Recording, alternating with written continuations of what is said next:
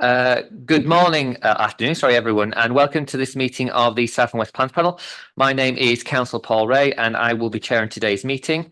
Could I remind everyone that today's meeting is being live streamed on the Leeds City Council YouTube channel so that the public can observe the meeting without the need to be present.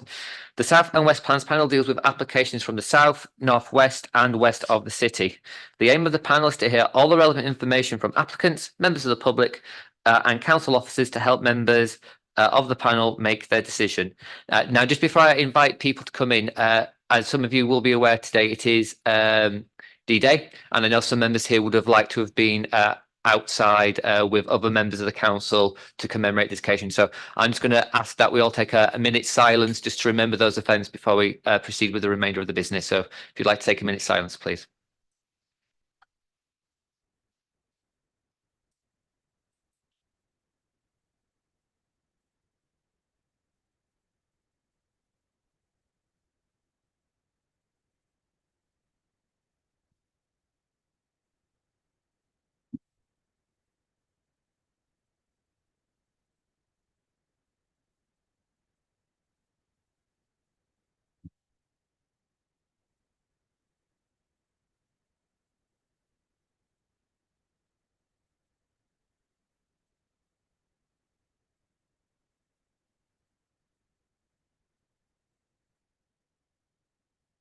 Thank you. Could I now invite members and officers to introduce themselves and mute the microphone once they've introduced themselves? If I could start from my left, please.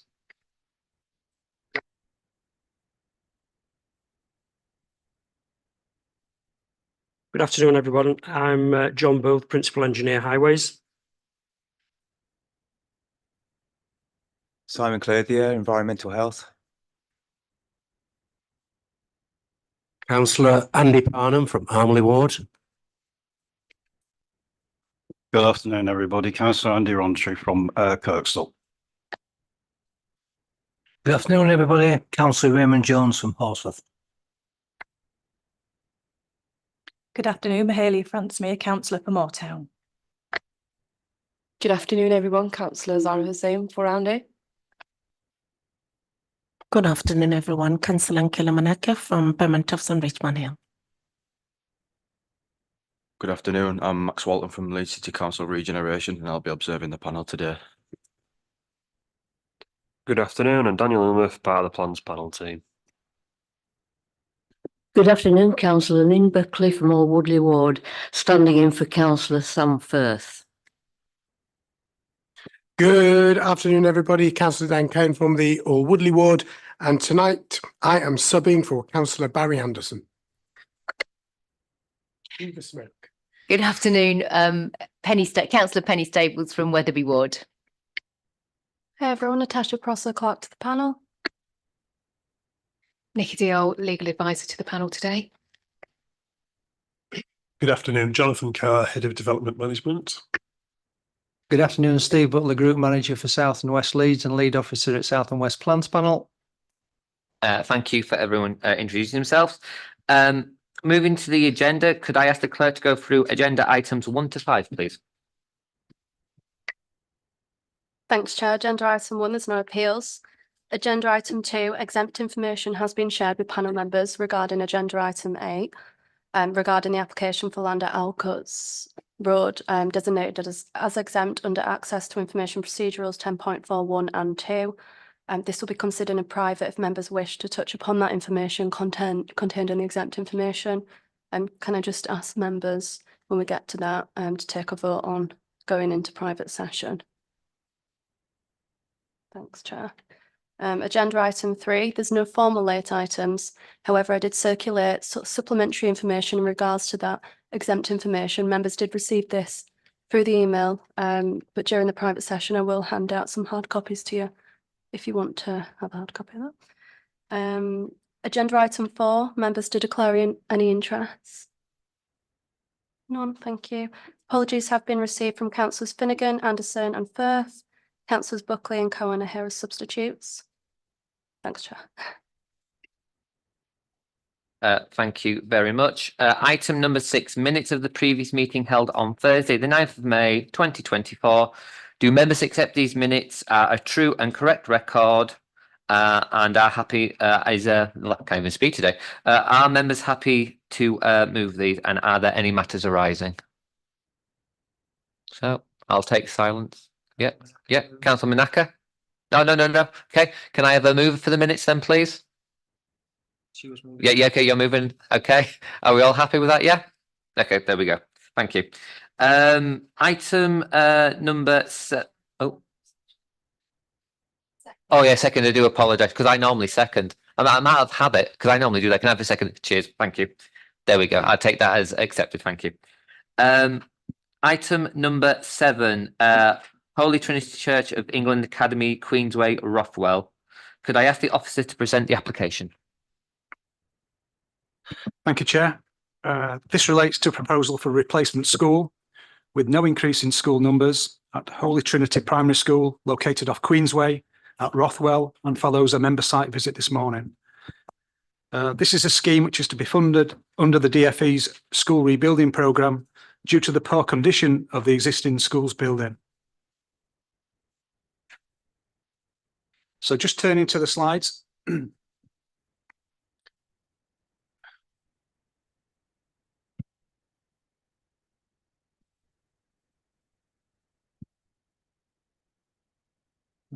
I'll start with this one, if I may. The red line boundary shows the application site. The blue edging to the northeast of the site in this location here relates to the caretaker's property and the existing vehicular access off Queensway. Now, this part of the site is unaffected by the development and has been omitted from the scheme. So just to go back, if I may. So this is an aerial image of the site in its context. The existing school located in this position just here. It's a single-storey development, so the footprint of the school is quite big in relation to its replacement, which is a 2-storey arrangement. The western and the southern boundaries of the site form the conservation area boundary for Rothwell. The area is predominantly residential in context. The existing development is served off Queensway to the north. There is a secondary access at this point just here. To the west of the site is an existing playing field, which will be the area where the proposed development is to be located. Just to the north of that is an existing hard play area. To the south of the existing school is another hard play area with a grassed area further to the south. One of the key features of the site is this woodland area just to the west. It straddles the western boundary of the site, and similarly there is a group of mature trees along the southern boundary in this location just here. Both of those areas are unaffected by this proposal in terms of the impact on tree cover. One of the other striking features of the site is its accessibility, its permeability. There is access from Abraham's Hill just here to the southeast, with a footpath link just off that spur just there. There is also a public right-of-way along this eastern boundary that wraps round part of the northern boundary into this location just here, connects onto Queensway itself. And then to the northwest, there is another footpath link linking Queensway to Churchfield Lane. And then that footpath connection extends down to Wood Lane in this location just here. So moving on.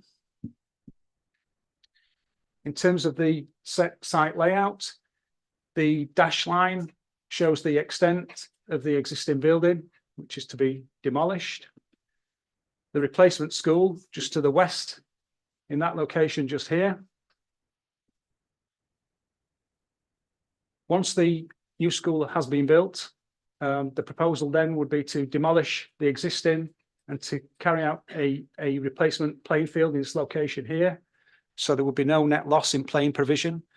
And in actual fact, because this is a 2-storey development and it replaces a single storey, the net gain is quite considerable in terms of play area. It increases the play area ultimately by 17 100 square meters. So that's quite a significant increase in size. The new vehicular access is at this point just here, which is an existing access point, albeit unused. That would lead into a small car park and a service area for refuse vehicles and deliveries. The size of that car park is exactly the same as the current car park in terms of the number of spaces that currently exist at the school. So 15 new spaces are to be provided in this location just here. As I say, to the west, the tree bank is to be retained, and similarly, the trees to the south are also to be retained.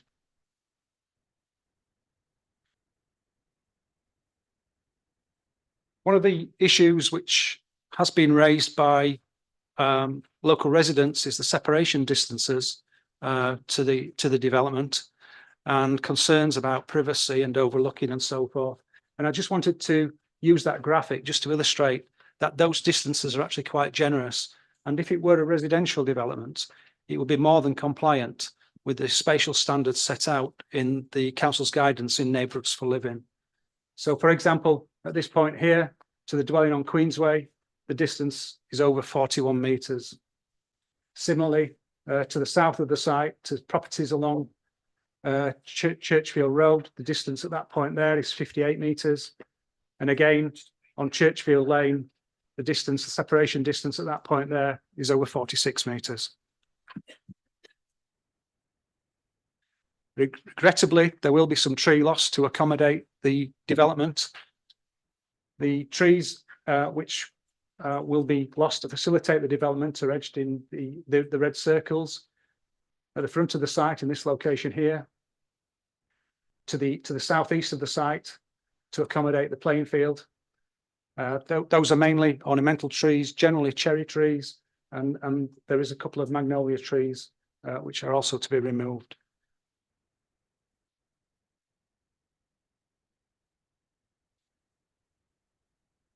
In terms of replacement planting, 39 heavy standard trees are to be planted, mainly along the periphery of the site, along this southern boundary, partly along the eastern boundary, and indeed to the west to complement the existing arrangement along this wooded area, and also more structured planting along the new entranceway into the site to create a entrance feature, and also around the proposed car park area as well. So just in terms of the architecture, the top image is the eastern elevation, which would be the front of the school. And I think it's best described as modest architecture, simple, calm and settled, of a rectilinear nature, 2-storey with regular fenestration and detailing. One of the themes which runs through the all of the facades is a brick plinth which extends up to the first floor level, and then above that there is a cladding system which again wraps around the building. The image below is the western elevation, which is the real elevation of the school. Generally, it's all 2-storey, but there is a single-storey element in this area just here, which would form the kitchen area, with a louver above that to disguise the plant, which I'll come on to in some of the other images. In the left-hand corner is the north elevation, which would face Queensway, and then the southern elevation, which would face Churchfield Road. Just in terms of the floor plan, this would be the entranceway into the building along a circulation corridor, which would form a central spine. The light green would be the main hallway and dining area. Classrooms are here and in this location just here.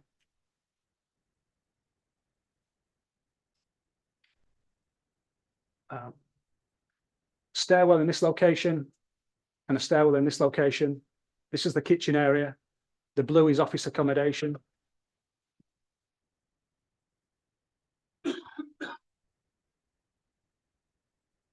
So at first floor level, this is the void over the main hall. This is a flat roof over the single story extension. Classrooms in this location, here, here, and here. The light blue is office accommodation, and again, stairwell and toilets here. So in terms of the roof plan, this is the plant on the single story element of the proposal. And these are solar panels as part of the sustainability credentials of the building. Those are disguised by a parapet feature which wraps around the building. And then some CGIs to help articulate the building. As I say, mainly of a rectilinear design, simple, straightforward architecture with regular fenestration and detailing. This is the stairwell on the southeastern elevation. In terms of materials, as I said at the outset, the areas from the ground floor to the first floor are all in brick, albeit different materials are used. Dark materials on this corner to help define and to create some articulation in the building. These piers are in a lighter colour above brick, again to help liven up that elevation. And above that, there is a cladding system to again wrap around the building. And similarly, in terms of the stairwell, a different variety of a different type of cladding is used, anthracite in this case, to create something of a contrast. So this would be the southwest corner of the building, and again the continuation of that theme of brick. A buff colour on this corner, again with the cladding system above. I've mentioned the stairwell with a darker brick and the anthracite cladding above that.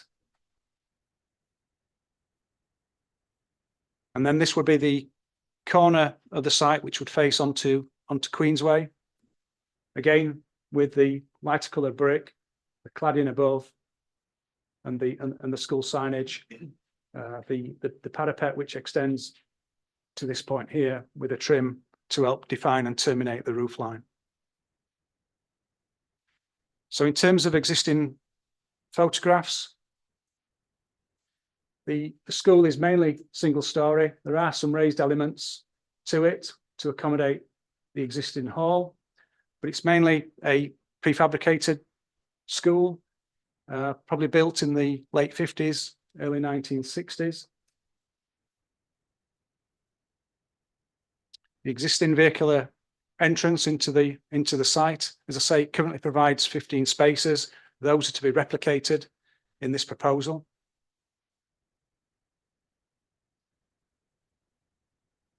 This is a view along the site frontage, along Queensway.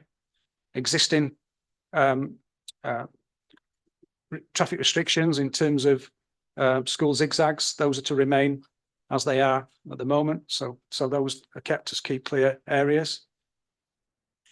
This is a view along the eastern section of Queensway, facing north. And a view along the western section of Queensway, this time facing south, but identifying the existing entrance area, which is to be widened to serve the proposed development. And this is a view on the western section again of Queensway, this time facing north. This is a view of the public footpath, which extends along the western boundary of the site, but then wraps round part of the site's frontage and connects onto Queensway. This is a view from Abraham's Hill, facing north, again picking up some of the footpath connections in the area.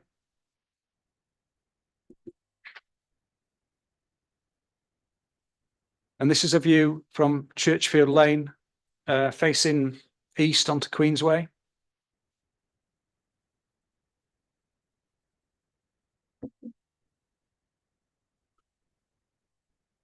And this is a view on Churchfield Lane facing south.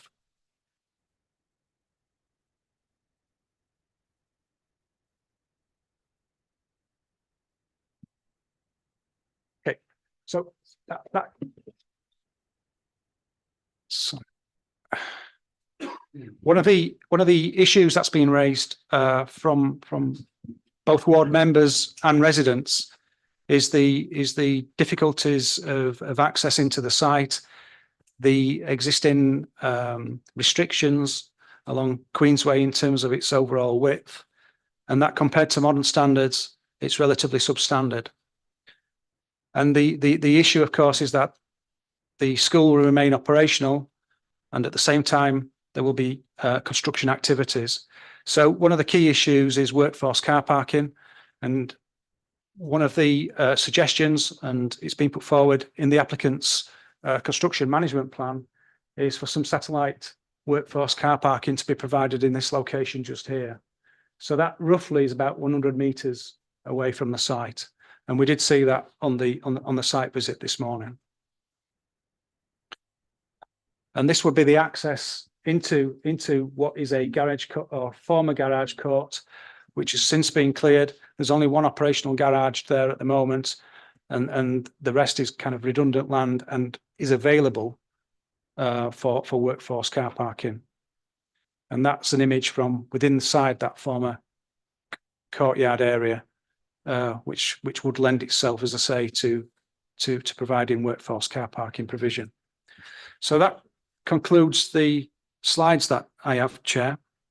Overall, it's considered that the scheme is generally compliant with council and national planning policies, and the overriding benefit of the scheme is the provision of new purpose-built, modern and enhanced educational accommodation, and this is considered a matter of significant importance and weighs heavily in favour of the proposal.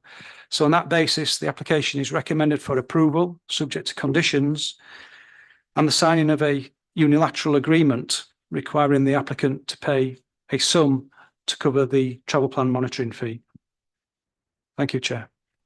Thank you very much for that. And just to pre-warn members, there are apparently some technical issues, so you may see some more phone calls pop up, but they'll try and shut them down as quickly as possible.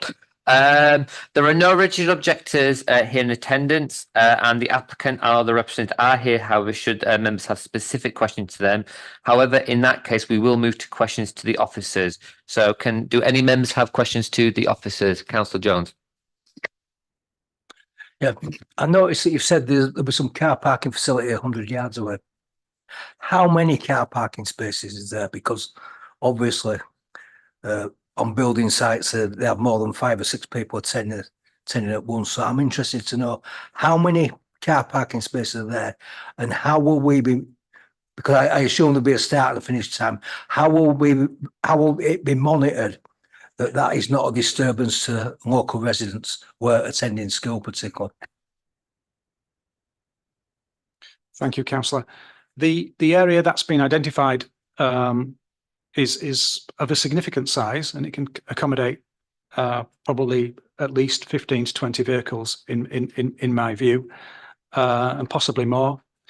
It would be a requirement of the planning permission that the applicant complies with any of the approved documents. So the construction management plan would form part of that, and they would have to adhere to the requirements which are set out in that document. Any follow-up, Councillor? No. Councillor Stables. Thank you, Chair. It was actually a follow-up question about car parking, but slightly different. I noticed that there's 15 car parking spaces in the staff car park, which is the same as the current car park. But I think I read, am I right in thinking there's 18 staff, full-time staff at the school? So the query is really that I know, having visited, quite a lot of schools in our area, that there's actually also more than that, because you also get lunchtime staff, etc., that come and work at the school. And it just seems like we're missing an opportunity to increase the car parking space for the staff, which then releases space on the road for those that are dropping off children to school. Thank you, Councillor. Yeah, I mean, the existing arrangement is 15 spaces within the school's car park. This is a proposal on a like-for-like basis, so they're providing 15. In terms of full-time equivalents, I think from memory, it's 19.8 staff.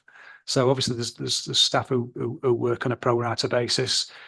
You can imagine not all staff drive to the school, and some will live in the locality. But that said, I obviously take on board the comment that you've made. There is an existing car park, of course, on the plans, although it's outside of the red line boundary, shown in the blue line boundary, which theoretically could be used as a surplus overflow area if members were minded to condition it along that basis. Are you able to put that up on the screen so we can see it? Yeah. Please. Don't. Doing it.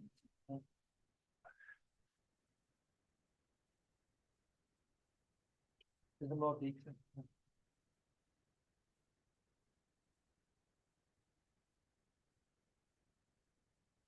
It's not working for some reason.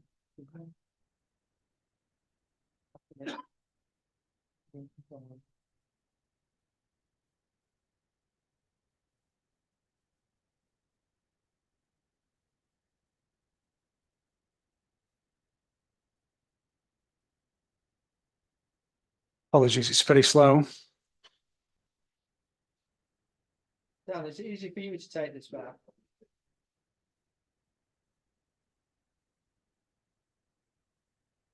That one, yeah. Okay.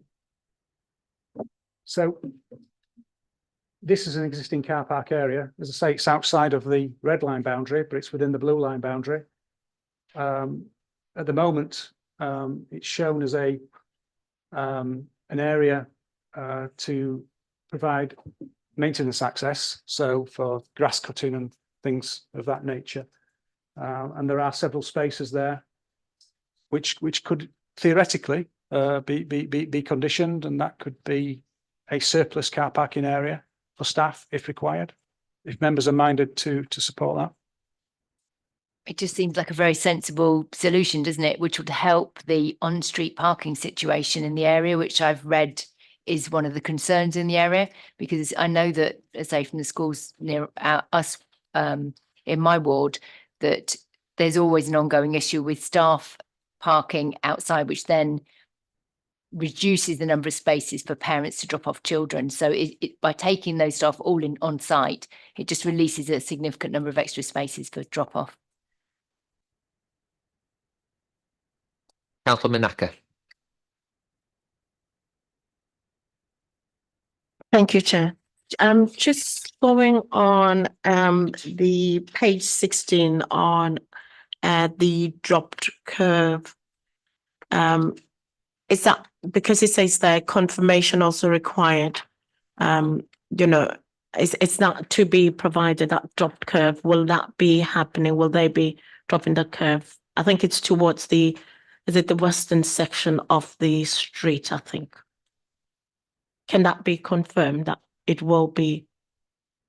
Thank you, Councillor. That is a requirement from highway colleagues that it is conditioned on that basis.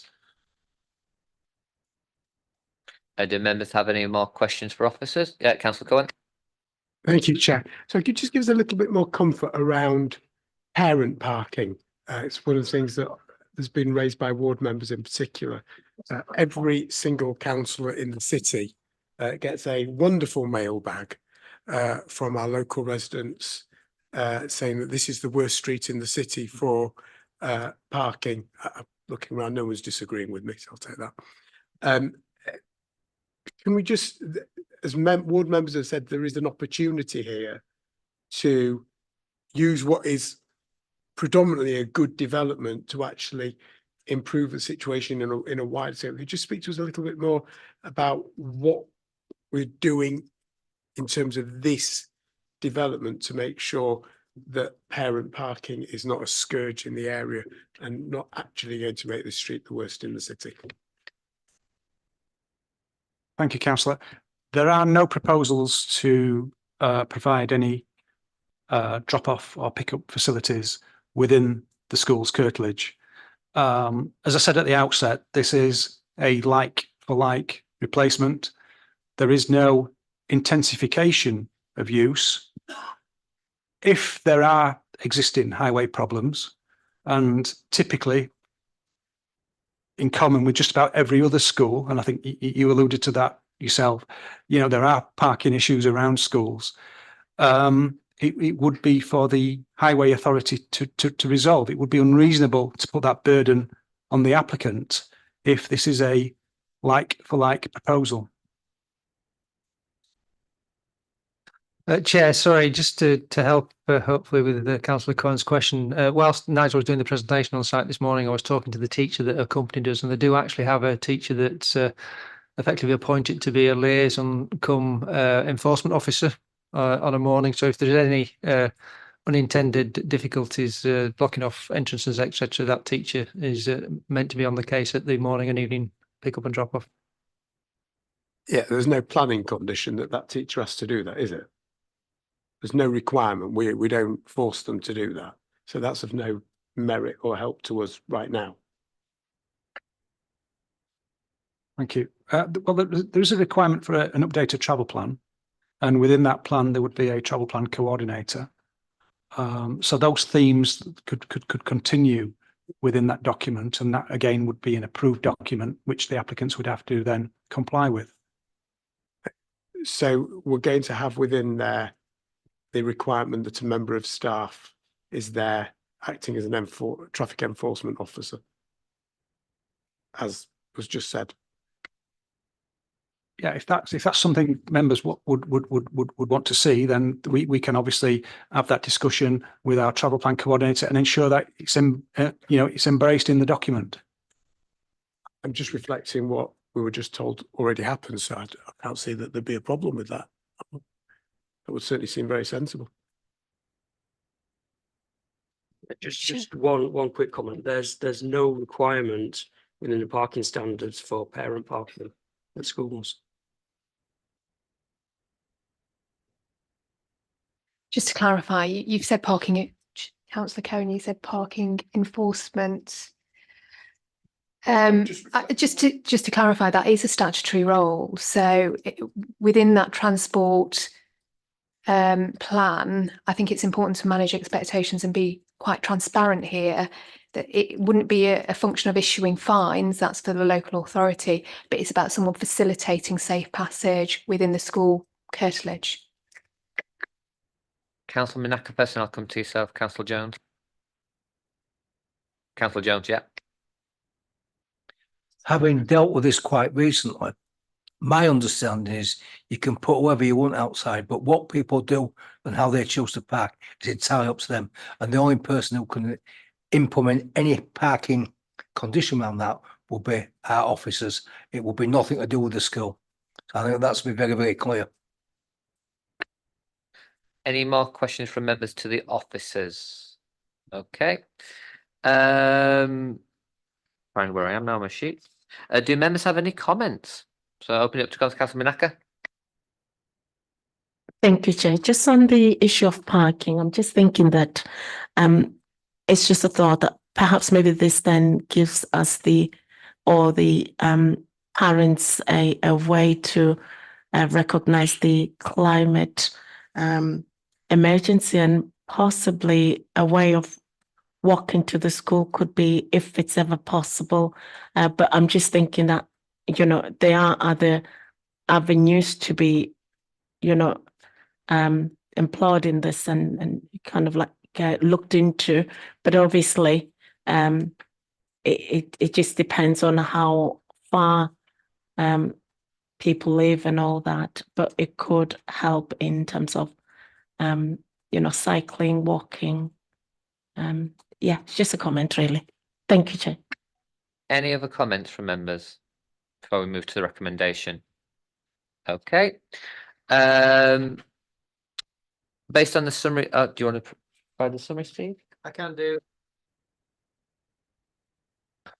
At the moment, Chair's seeking someone to move the recommendation which is approved subject to the conditions completion of a unilateral undertaking relating to payment and travel plan, plus an addition to the traffic management plan to ensure that the continued facilitation of the teacher assisting with the car parking issues, and an extra condition re-parking adjacent to the caretaker's office to ensure that the additional 6 spaces are available to employees. Thank you. So based on the summary provided, does someone want to move the motion? So could I have first of all a proposer, Councillor Jones, and the seconder, Councillor Francis Mahalia? Put that to the vote then, please. All those in favour? I think that's unanimous. I'll just ask for doing it properly. Any against? Any abstentions? There we go. Well, it's always good to cross the T's and dot the I's. So just to confirm the vote, I think that's unanimous. Yes. So thank you for that. So moving on to item number 8, Lander, Allcoach Road, Pudsey, Leeds. Could I ask the officer to present the application, please? Chair, I have a provisional preliminary matter, if I may first. Go ahead. There we go. Thank you, Chair. I have made you aware of this, so I am very alive to the fact that there are a significant number of new members on this panel. And while we have had papers, we may not be aware of some of the very specific issues around this particular matter. And it would be helpful to members if Councillor Andrew Carter were able to address the panel, and the chair, you were able to use your discretion to allow Councillor Carter to briefly address panel after officers, just to fill us in as the elected member for the area of some very specific circumstances around this application. Chair, you will be alive to, I am sure, the protocol for public speaking at Plans panel. The key point actually is that Councillor Carter is not a member of the public. He is in fact a member, and this protocol does not actually apply to a member. In fact, if you look at the very end of the protocol, it actually makes reference when we're talking about pecuniary interests as members, even if they are not sitting on that panel, as being people who must come and declare that interest. The point is that protocol does not apply to elected members. I have on many occasions, as colleagues across the chamber will tell you, made the view that ward members in their own wards on an important matter should be given a few moments to appraise particularly a new panel of very important local information that we cannot otherwise get. And Chair, I would ask you to use your discretion to that effect today. Thank you. Could I just get some legal advice on the protocol, please? Thank you, Chair. Thank you, Councillor Cohen, for setting out the context in which the request is made. I think you're quite right that ward members are not expressly mentioned within the public speaking protocol, but it needs to be read in the context of what it's designed to achieve. And it's designed to achieve parity on speakers exercising their right for information in order to furnish members with facts that are material to the application. And within this context, discretion needs to be read within the paragraphs within which it appears in the protocol. Discretion applies in relation to the number of speakers and the time that's permitted. And paragraph 2.311 is very, very clear that notwithstanding that, the applicants and supporters and objectors to the application, and I note, Councillor Cohen, that ward councillors are not mentioned in this, will only be entitled to address the panel on one occasion, unless in the opinion of the chair, no new significant information is produced raising new material planning considerations. In these circumstances, speakers should only address the panel once, and if they do so a second time, it's only in relation to those new material planning considerations and not matters that have previously been considered by the panel. So on that basis, and the fact that it is designed to create parity and fairness, there is no new significant material considerations that would apply in this case. And applying the protocol, which is in the public domain, the advice would be that that is the position, that there is no new significant material information that would enable public speaking rights to be triggered. Thank you. Before I make my decision, I'm going to give you the opportunity to suggest if there is, and to keep it to, and what that specific, significant and new is, and then I'll make my determination. Chair, respectfully, the challenge here is the legal officer has, from the very outset, accepted the very point I've made, that the protocol does not apply. We can only take it on its written words. It does not apply and could have been written to apply to elected members.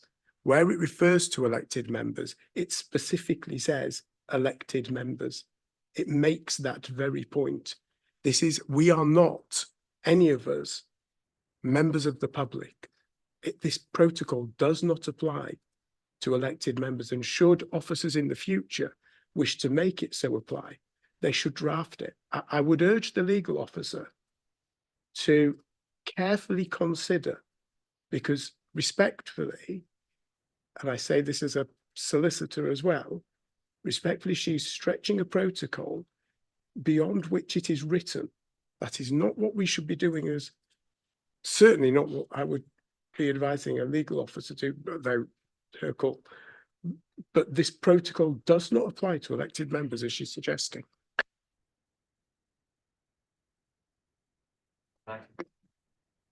On yet? I think Councillor Carey has identified a gap in the protocol. However,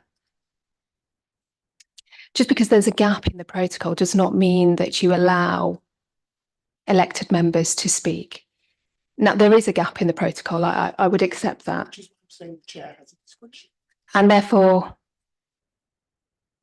it is a matter for the chair on this occasion to consider whether it is appropriate in the circumstances to allow a ward member on which to speak on the matter. However, this public speaking protocol is designed to create parity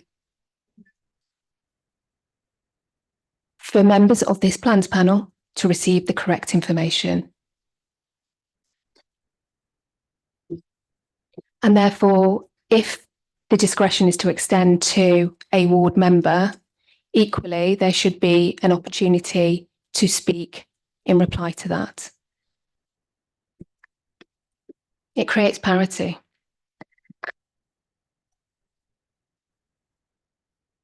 Okay, so I appreciate the argument that's been put forward, and I think there's been a gap, but there is, following the letter of the protocol and the spirit of it, and I think we can all agree the spirit of the protocol is to ensure that parity.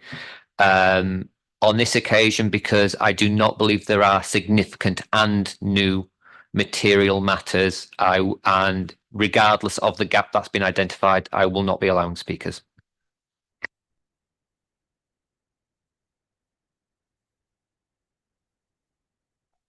Yeah, could I ask the officer to print the application, please?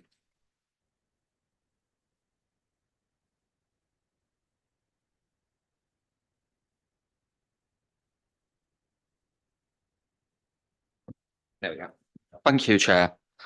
This application is brought back to Plans Panel following a resolution from October 2023 by this panel to defer the application. Since the application was deferred, further amendments have been made to the scheme, which include the removal of a footpath which was previously sited behind the properties at number 74, 76 and 78 Outcoats Road and between plots 53 and 54. The applicants have also now submitted a bespoke construction and demolition operations dust assessment.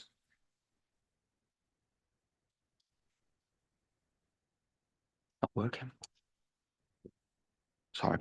Does it work? No, it's Dan, is there another? You have to do next slide, please. Okay. In that case, can we rely upon you to move it to stop? Okay, thank you. I apologise about that technical error. As the South and West panel have a number of new members, I am going to recap the application, its history and its main issues.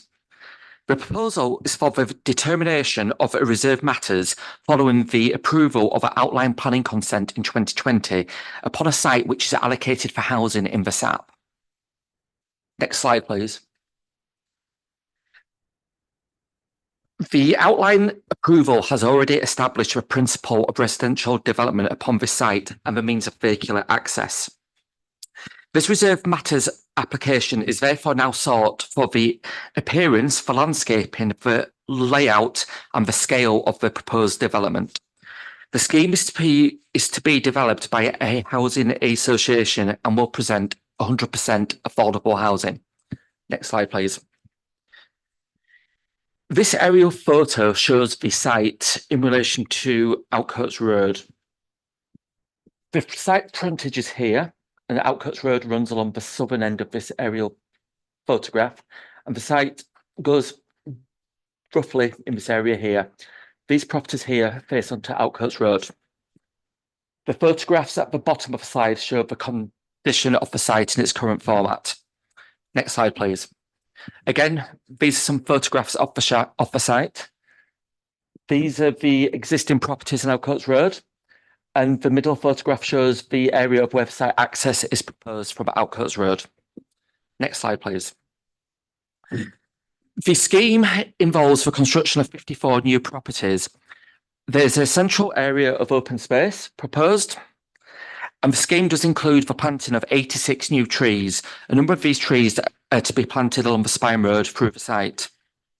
Next slide, please. The next slides show the types of houses which are proposed to be constructed.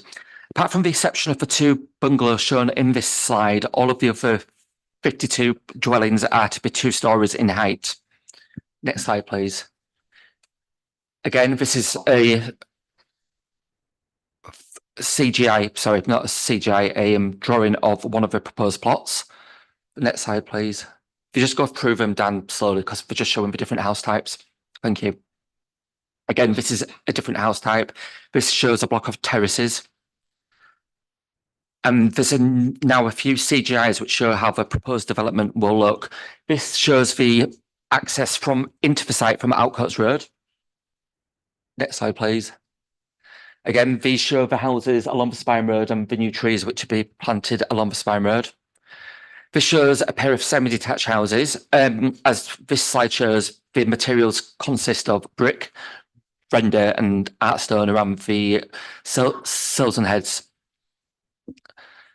Again, this shows the patterning of the new houses with the mixture of render and brick. And these show the 2 bungalows which are proposed to front onto Outcoats Road. This CGI shows the area of open space which is located centrally in the site. Again, another CGI of the open space. And this here shows the levels on the site and the sections of how the properties are located. And we're back to the site layout, which I will continue the presentation on. Since the application has been submitted, there's been quite a lot of amendments to the scheme. Originally, officers had concerns on the number of house types. There was, I think, 13 or 14 house types proposed, which we thought would give a confused appearance to the site, and it lacked any kind of cohesion. The number of house types has been simplified, and I think there's only 4 or 5 now, including the bungalows. So it does create a sense of place and a degree of patterning through the site. And the number of units has been lost. I think 10 properties have been taken out of the site to increase the kind of spacing and the visual relief through the site. We've also negotiated the inclusion of bay windows, windows to the end gables to reduce the massing of the properties. To date, we've had 17 objections to the application. Most of these objections are to the principle for development of this green site. The objections in full are cited in the panel report. We have had one objection from a family who have said the development is going to disproportionately affect them, as one family member suffers from a condition which means the development as proposed will have serious implications for their health. The LPA have therefore conducted an equality impact assessment. This assessment is confidential in nature and has therefore been designated as exempt from publication under the Access to Information's Procedure and Rules and Schedules 12A to the Local Government Act 1972. This assessment ensures that the local planning authority have conducted and considered the impact regarding equality, diversity, cohesion and integration to accord with its public sector equality duty. The assessment has been provided to panel members and will be discussed in a closed session. A further 2 representations have been received since the panel report was published. These raise issues on the layout and highways which are addressed in full in the panel report. There was also a query whether plot 74, which I'll highlight here, has got a side first floor window facing the properties which exist along Alcoats roads.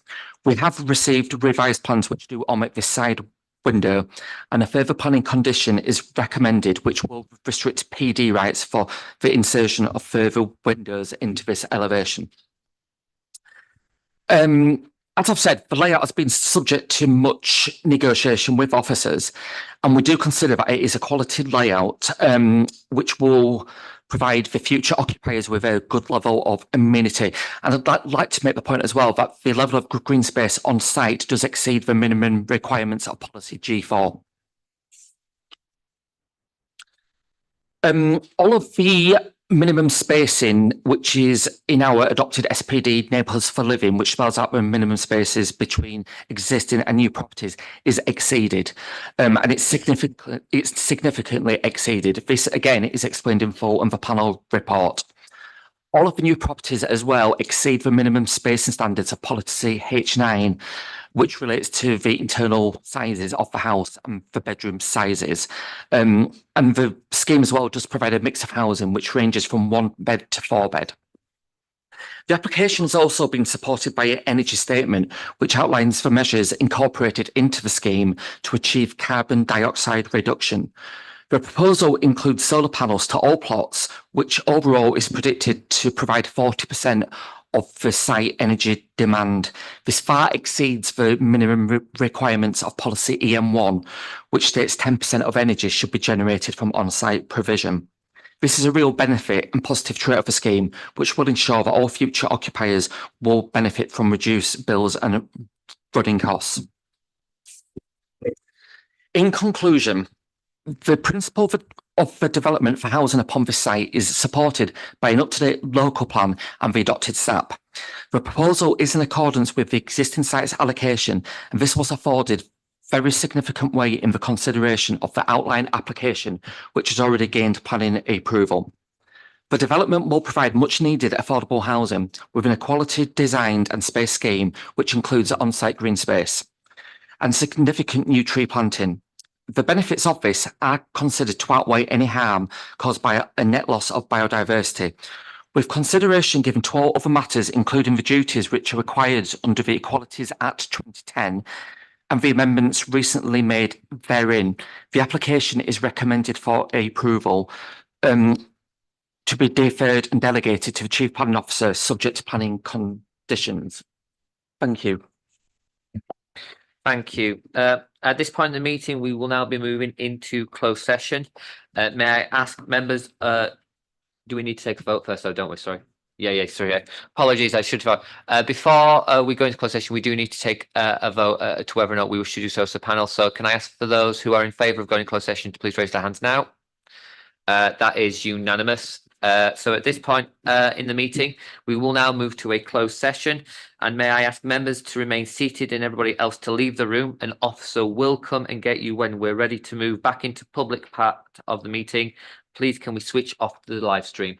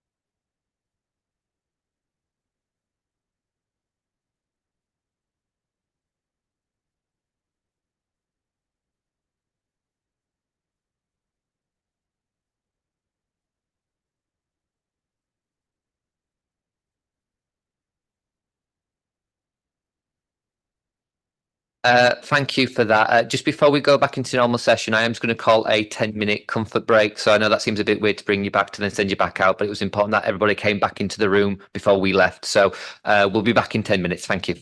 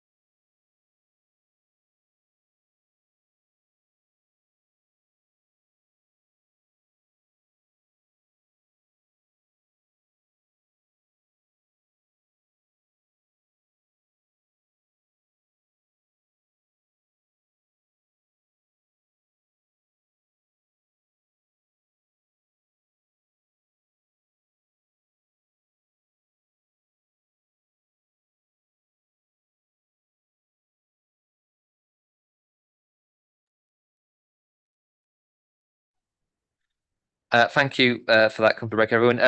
So going back to the matter at hand, during the closed session, members considered sensitive personal data which was necessary so that members could have due regard to the public sector equality duty by being in receipt of all relevant information relating to the application.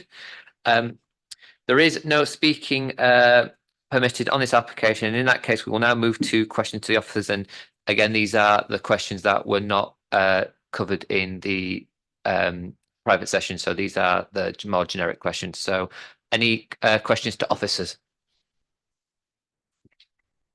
Anyone got questions to officers? Councillor Stables? Coming to item 61, the proposal does result in a biodiversity net loss of 60.77% and therefore not compliant with policy G9 or the NPPF. Is that, how have we got to that position? Can you explain a bit about it, please? Thank you. Yes, Councillor. The site benefits from outline planning consent, and the legislation on biodiversity net gain did not exist at the time of us granting the outline planning consent. And for mitigation off-site, it has to be secured through a Section 106 agreement, and we would only do that at the outline stage. So basically, this application, the original consent, predates the current legislation which relates to biodiversity. Follow-up?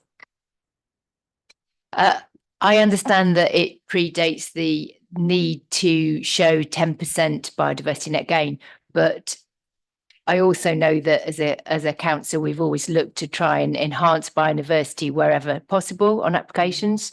So is this something that we've tried to do on this application? We've got 86 trees planted as part of the site, but in terms of a biodiversity net gain, there's no mechanism through a reserve matters application for us to gain a commuted sum to compensate off-site. If this application was in now as an outline, it'd be part of the Section 106 agreement. But as I've stated, the Section 106 agreement on this site predates the current legislation on biodiversity net gain.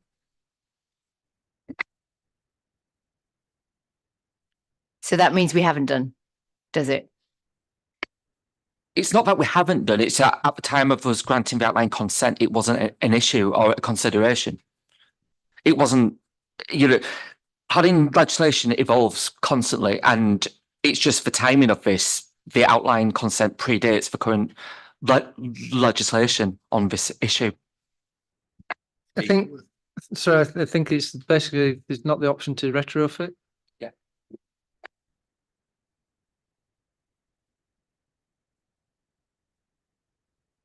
So what you're saying is this was previously decided, so that the position we're at currently means that it's not something we can look at this stage. Is that correct? That's correct. Yeah. Any other questions to officers? Councillor Cohen? Thank you.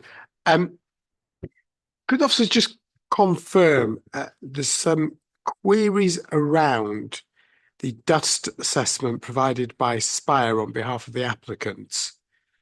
So the dust assessment's dated the 5th of February 2024 and says it was conducted in accordance with the guidance on assessment of dust from demolition construction, Institute of Air Quality Management version 1.1, which was issued in 2014 with amends in 2016.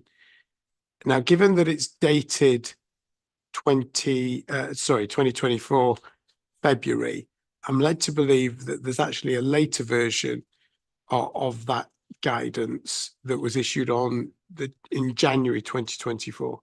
So is that right, and is that of any relevance at all? Not just slightly contradict itself, Councillor Cohen, because no, not contradicting you. I'm just asking the question. You mentioned that Aspire talks about the guidance was in accordance with the 5th of February 24, and then you said that there was something later than that in January, which obviously is. Oh, I see. Sorry, right. I thought you said 24. That's why I was asking.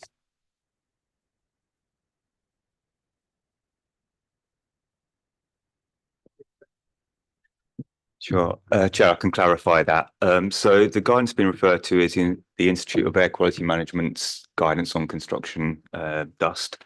It was updated in January this year, and the SPI reports originally were drafted prior to that change. And I believe it's just a typo, really, that they haven't been updated. The date on there. I mean, fundamentally, it doesn't change the assessment methodology or criteria as such. So it's just really just a sort of minor error.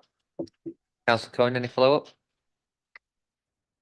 Sorry, as I understand it, it's not the date of the report from Leeds Federated was the 5th of February 2024.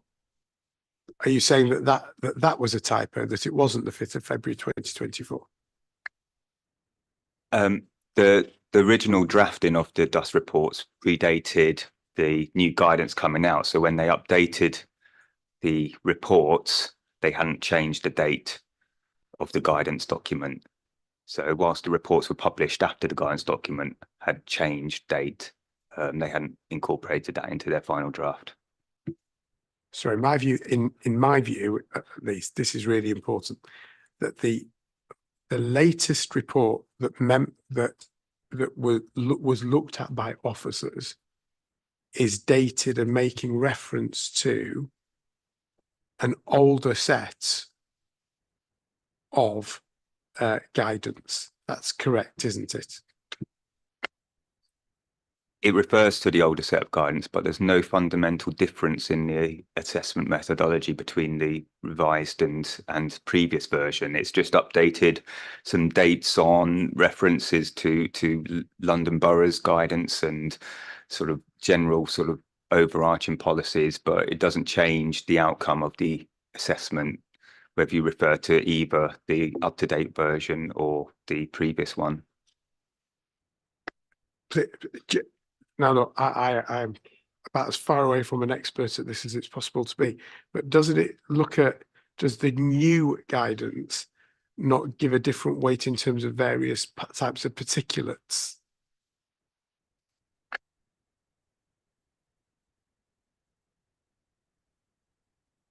Yeah, you have to bear with me. I'm just trying to scan through to work out which points jump out at me as being fundamentally different. Chair, if I may, we've just been given an assurance that they weren't different, and now you're needing to check. So I don't mind if you need to check and check in depth, but that contradicts the answer you've just told us, that there are no differences. Well, I mean, both documents are different in that there's obviously up-to-date references to certain things, but the fundamental point on the limits and the assessment methodology in terms of how they rate the risk of the site isn't different. It's just that they update the guidance periodically to reflect changes in knowledge and examples. Thanks, Chair. I'm sure members can draw their conclusions. Thanks. Any other questions to officers? No? Okay, moving on then. Where am I on my sheet? Do members have any comments? Councillor Cohen. Thank you, Chair. I have sat on plans panels for some considerable years. This is an incredibly difficult application. And I just want to thank Dan, the officers took in the closed session, particularly legal officers, to make it really clear what we need to look at, because I think bringing home the need, particularly to look at that equality duty, for me was incredibly important. I have always taken the view that affordable housing is so important to deliver, but it is not that trump card that means we should ride roughshod over major considerations. Without breaching the confidences that we mustn't breach, it seems to me that there is a fundamental danger posed by the developments for so long as the applicant will not amend in the way they were asked to in the previous session when this previously was brought forward to us or to this panel, because I wasn't there. And what is clear is that if they were to have made that amendment, it would have had some positive, how much we don't know, but some positive impact on the sensitive dwelling. And I cannot, in good conscience, taking into account our need to have the widest range of sensitive, taking into account all the things we have to take into account, I cannot be supportive of this application. The applicant had an opportunity to amend their proposal and chose not to. And the evidence, it seems to me, is such that that could have an impact on the sensitive dwelling, and that the impact as it stands on the sensitive dwelling is such that I can't be supportive of this application. That's my view, Chair. Councillor Jones. Just you can tell me off for this later, I'm not bothered. It would have been helpful this morning, particularly with so many new people on the panel, if we'd have visited the site, because I think that as it is now, I've sort of got an idea, but I think I'd have got far more from a visit to the site. So that's just a criticism that I hope we think about. Any other comments from members? Councillor Roundtree. In relation to Councillor Jones' comments there, I should say that I think most of us who are on the panel in the last year have already visited the site. Councillor Stables. I'd just like to say that I think this is an incredibly difficult one. I would agree that it's an incredibly difficult application to consider and make a decision on. You know, we've discussed the issues in quite a lot of depth, probably over what, last half an hour. And I agree in some ways with what Councillor Cohen has said in terms of, I don't feel that we've been had a complete answer as to why those particular properties couldn't be moved or not built in the scheme, in the whole scheme. But I do, you know, I think there's quite a lot, they've gone quite a long way to remove any of the issues which we can't talk about, but which is all quite difficult. But the build, you know, the building position has been changed in terms of they're now sideways on rather than back on. There's now a buffer in terms of trees, etc. There significant things have been changed, which, and having discussed it, I feel that, you know, although I want to do absolutely everything to make the situation as good as possible, I'm not sure that removing that, I don't think from what I've heard today that moving those buildings would make a significant difference, actually. And I think that I feel quite confident that this has been looked at in a lot of detail and scrutinised in great depth. And I think that there isn't a great deal more that can be done on it. That's what my view is. I'd be interested to hear anybody else's. Comments? Anyone else? Councillor Minaka. Thank you, Chair. Just to add on what Councillor said there, I think that yes, we have scrutinized this both, you know, here now and in closed session. And yes, I don't think there's more that we can get out of this, but Just a quick comment on page 43 on the dust assessment. And I know that the officer said they are going by the standards of building, but we have a sensitive case. Whether the standards are to this case, I don't know, or whether the standards will, are they, it would be great to know whether the, reducing it from 50 micrograms per cubic meter air to 45, whether that's going to make any difference, I don't know. Yes, this is quite, it's quite a difficult one. It's just a comment really. Whether the standards of construction would be relevant in this case, I don't know. Any other comments? So, yeah, Councillor Cohen, I'll let you come back in. Thank you, Chair. But I've obviously made my view and my concerns known.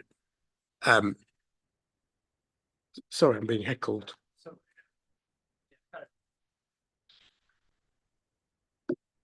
I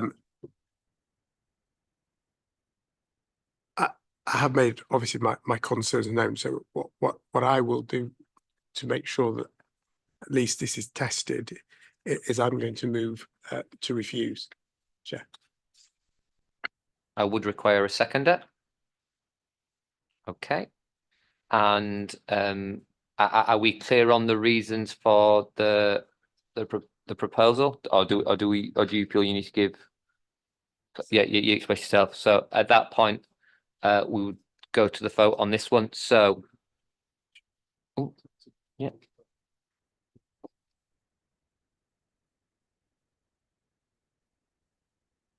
We move to the vote then on that bit. Or yes? No. Sorry, Jonathan's just making it clear that we understand the draft reason that's been put forward by Councillor Combe, but if members should support this motion, then obviously we'd bring it back with a more detailed wording for the for a reason for refusal if it's supported. And obviously, if it's not supported, we'll go back to the next panel. We'll go back to the. Sorry, if I may, there would also be in intervene with the opportunity for the applicant to make an adjustment as well in that in-between period. So just to be clear, so that for the public record and for members, if we support Councillor Cohen's proposal, that refuses the application, and then is that a case of that they would have to come back with a new application, or are we doing? Yeah, this is why I want clarity for the public record. Are we basically deferring it for, or are we refusing it? Yeah. So this is what I want clarity on, please. Yeah, if we officers will confirm if we refuse now, we refuse with the reasons I've set out.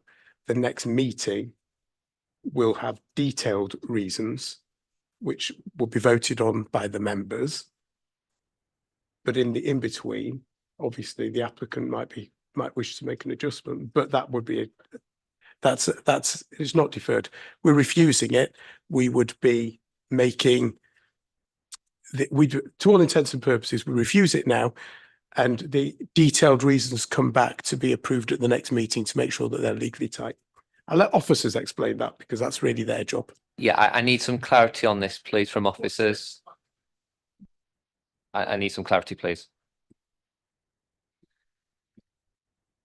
When there's an alternative motion against the officer's recommendation, the person that's putting forward that motion must provide clear reasons in relation to why they go against the recommendation, which in this case is for approval. The alternative motion here is for refusal. Councillor Cohen has set out what, in his view, are the reasons. What we do is we would resolve to refuse, subject to a report being returned back to this panel with detailed refusal reasons, articulating the points that you've made, for members to approve. And it's at that point that you would vote on those reasons. Are we clear as to on that? So Sorry, one moment.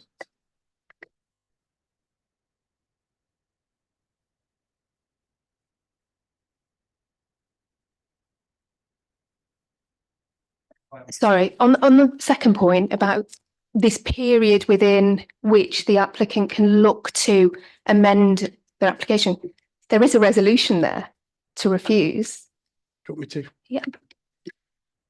In purely practical terms, I have sat on enough panels where we have refused, and in the gap between that refusal being voted on, the applicant has come back and said, well, if I change this, might the panel not make a different decision? And it's been changed at the second meeting. That's a pure fact, and officers have seen it happen because at least one of them has been there while it's happened. But I wouldn't want to put anybody on the spot.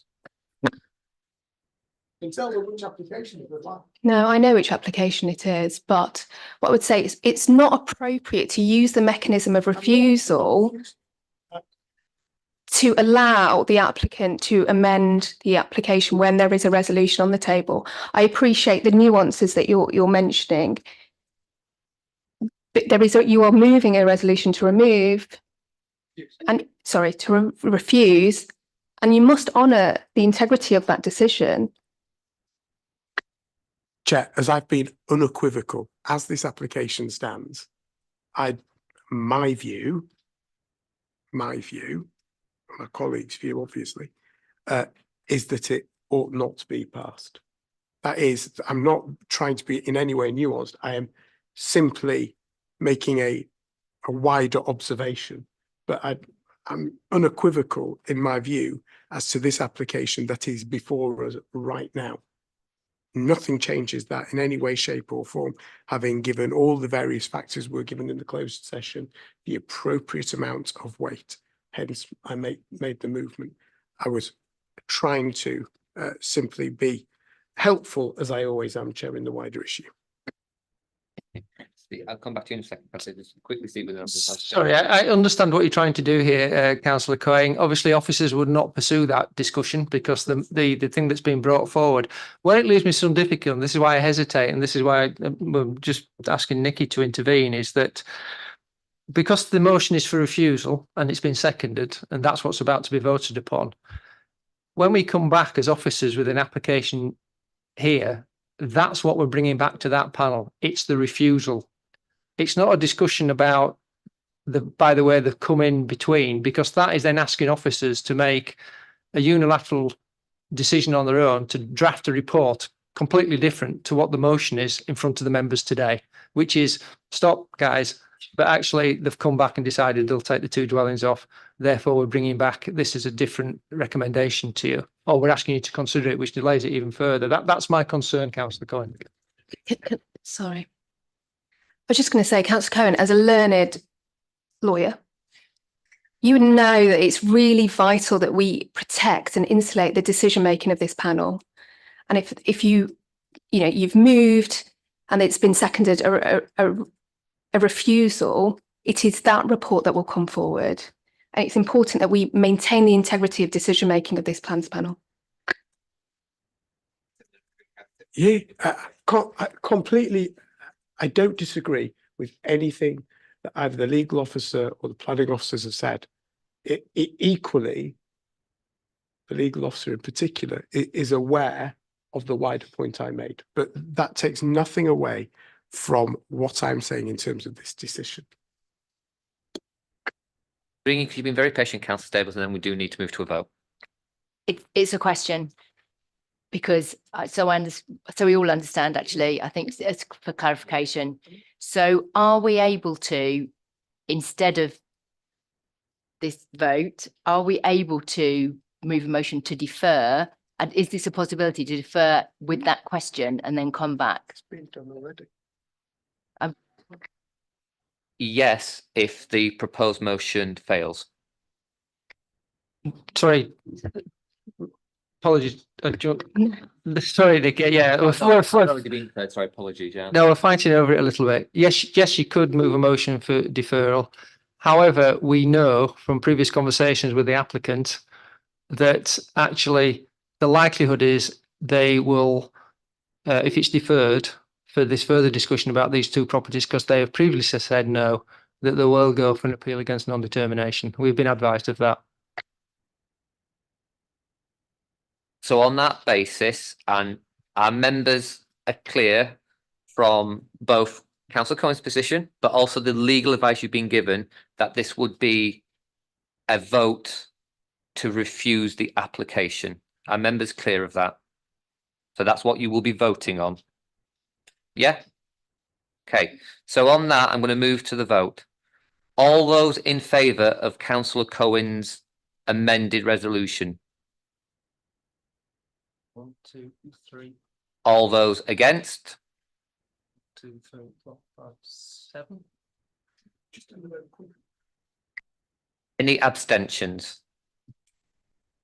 Okay, so I'm going to go back to the comments because that motion has been defeated. Are there any other comments from members on this application before we move to the substantive motion? Councillor Stables.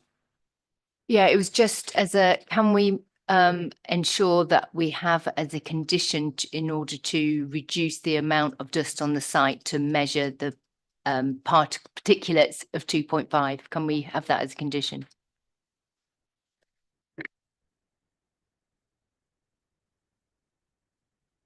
Sorry, yeah, sorry, Nikki. Yes, I appreciate that. Yes, we can do that. I understand completely. We can have that conversation.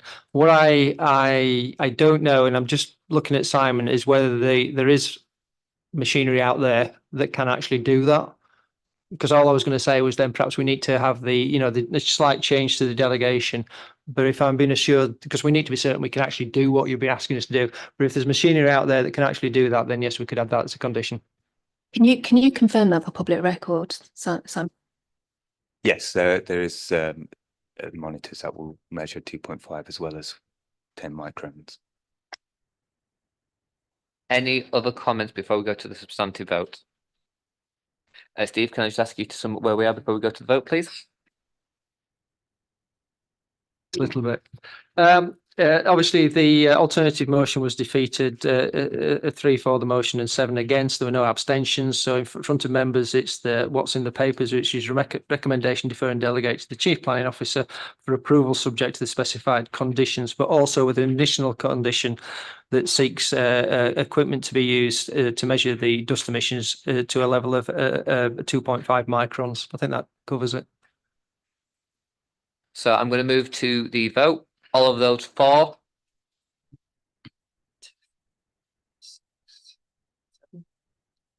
All those against? Reverse. And abstentions? Thank you. Moving on to item number 9, former Hufftop site, high school site, Hufftop, Swindon, Leeds, LS13. Can I ask the officer to present the application?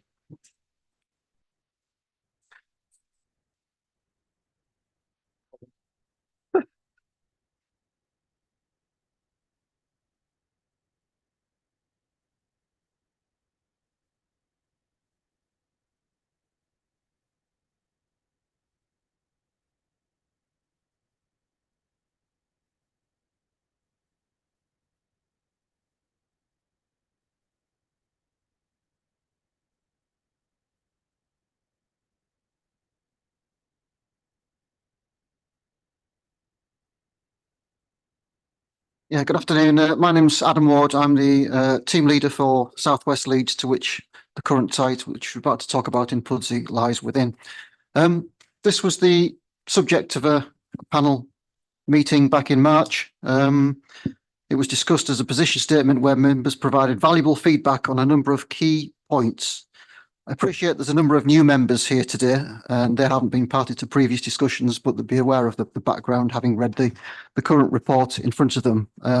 Nevertheless, I'll provide a fuller presentation than I otherwise would have for the benefit, so that they have the full information to make an informed decision today.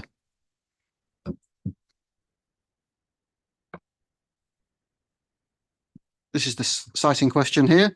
In short, this is a scheme for 100% affordable housing on an allocated housing site, which is previously developed land or brownfield land in a sustainable location. In terms of the site and surroundings, the map in front of you shows the red line area of the site in question. It denotes the brownfield nature of the site, having looked at the colour of the site, and you can see it's previously been occupied by buildings and hard standing at some point. It was actually occupied by a school for many years, and then when the school closed, it was occupied by offices. In terms of surrounding land uses, you can see along the edge of the site on the southern side on Huff Top, there are a number of established residential properties along there. We've got bungalows, we've got houses. Down the eastern side, we've got the edge of Swinnow Lane, we've got 3-storey flatted developments set within expansive landscaped areas. Towards the north, we've got a road called Harley Drive. And along the west, we've got the playing pitches. The playing pitches are owned by Leeds City Council, but they're used by a number of local football teams.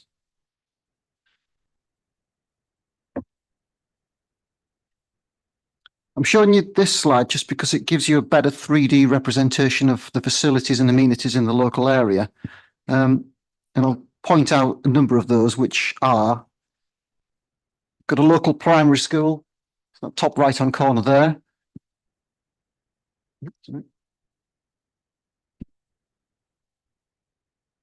You've got a playground, a playing field, and children's play areas in the very top left-hand corner. You've also got small neighbourhood shopping parade in that location there. As I say, you've got the football pitches and the playing pitches to the west of the site there. So it kind of paints a picture of the sustainable location of the site. There are a number of facilities that are within easy walking distance. It's surrounded by residential.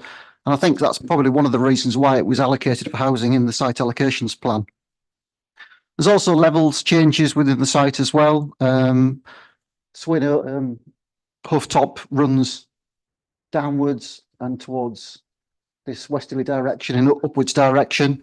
The land to the west is the playing pitches. That's elevated by approximately 1.5 to 2 metres above the site.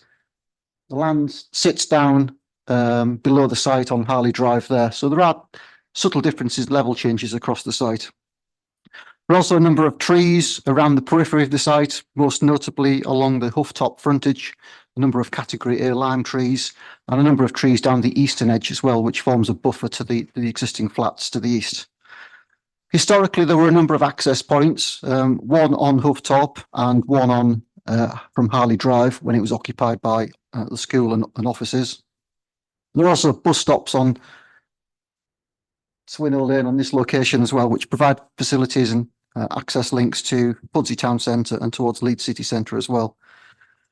There are a number of house types in the local area and house styles, which I'll go through when we get towards those photos, which will give you an appreciation and understanding of the character and context of the area as well. Just moving on to the next slide. This shows the, I suppose, the historical background of the site when it was occupied by a school. You can see the footprint of the school at the top flat slide there, and the number of hard standing areas around, which show the parking areas and the access points. I mean, what's clear here is that the access point from Harley Drive leads to bigger car parking than the access from the south. So it's clear there that there was a more intensive access historically that existed from Harley Drive. And the photos at the bottom just show the context of what previously existed, now being demolished, mainly 2-storey educational buildings. In terms of the current proposal before us, as I say, it's an 100% affordable housing scheme to be delivered by Leeds City Council for those residents on the housing waiting list. It is a mix of 2-storey houses and 3-storey apartments. There'll be 17 1-bedroom flats, 10 2-bedroom flats, 28 2-bedroom houses, 23 3-bedroom houses, and 4 4-bedroom houses. So as you can see from the slide, the building in this location there, that's the 3-storey apartment building, and the properties around the edges towards the middle are the 2-storey houses, mainly semi-detached, but there are a few detached houses as well. Materials would be in brick and with a tiled roof as well. You have got a mix of materials in the local area. Access points would be 2 of those from Hooftop. So the existing access point on Hooftop, which is in this location here, would be stopped up, and 2 new vehicular access points would be created along the same frontage along Hooftop in this location here and in another location there. Some tree removal would be required for that access point to facilitate that. In terms of a vehicular access, the Harley Drive access would be closed up, but it would be made available for pedestrians and cyclists to provide that linkage to the playground and also to the bus stops and to the local parade of shops as well. In terms of the design of the houses and the apartments, I'll just run through a few of those slides as well.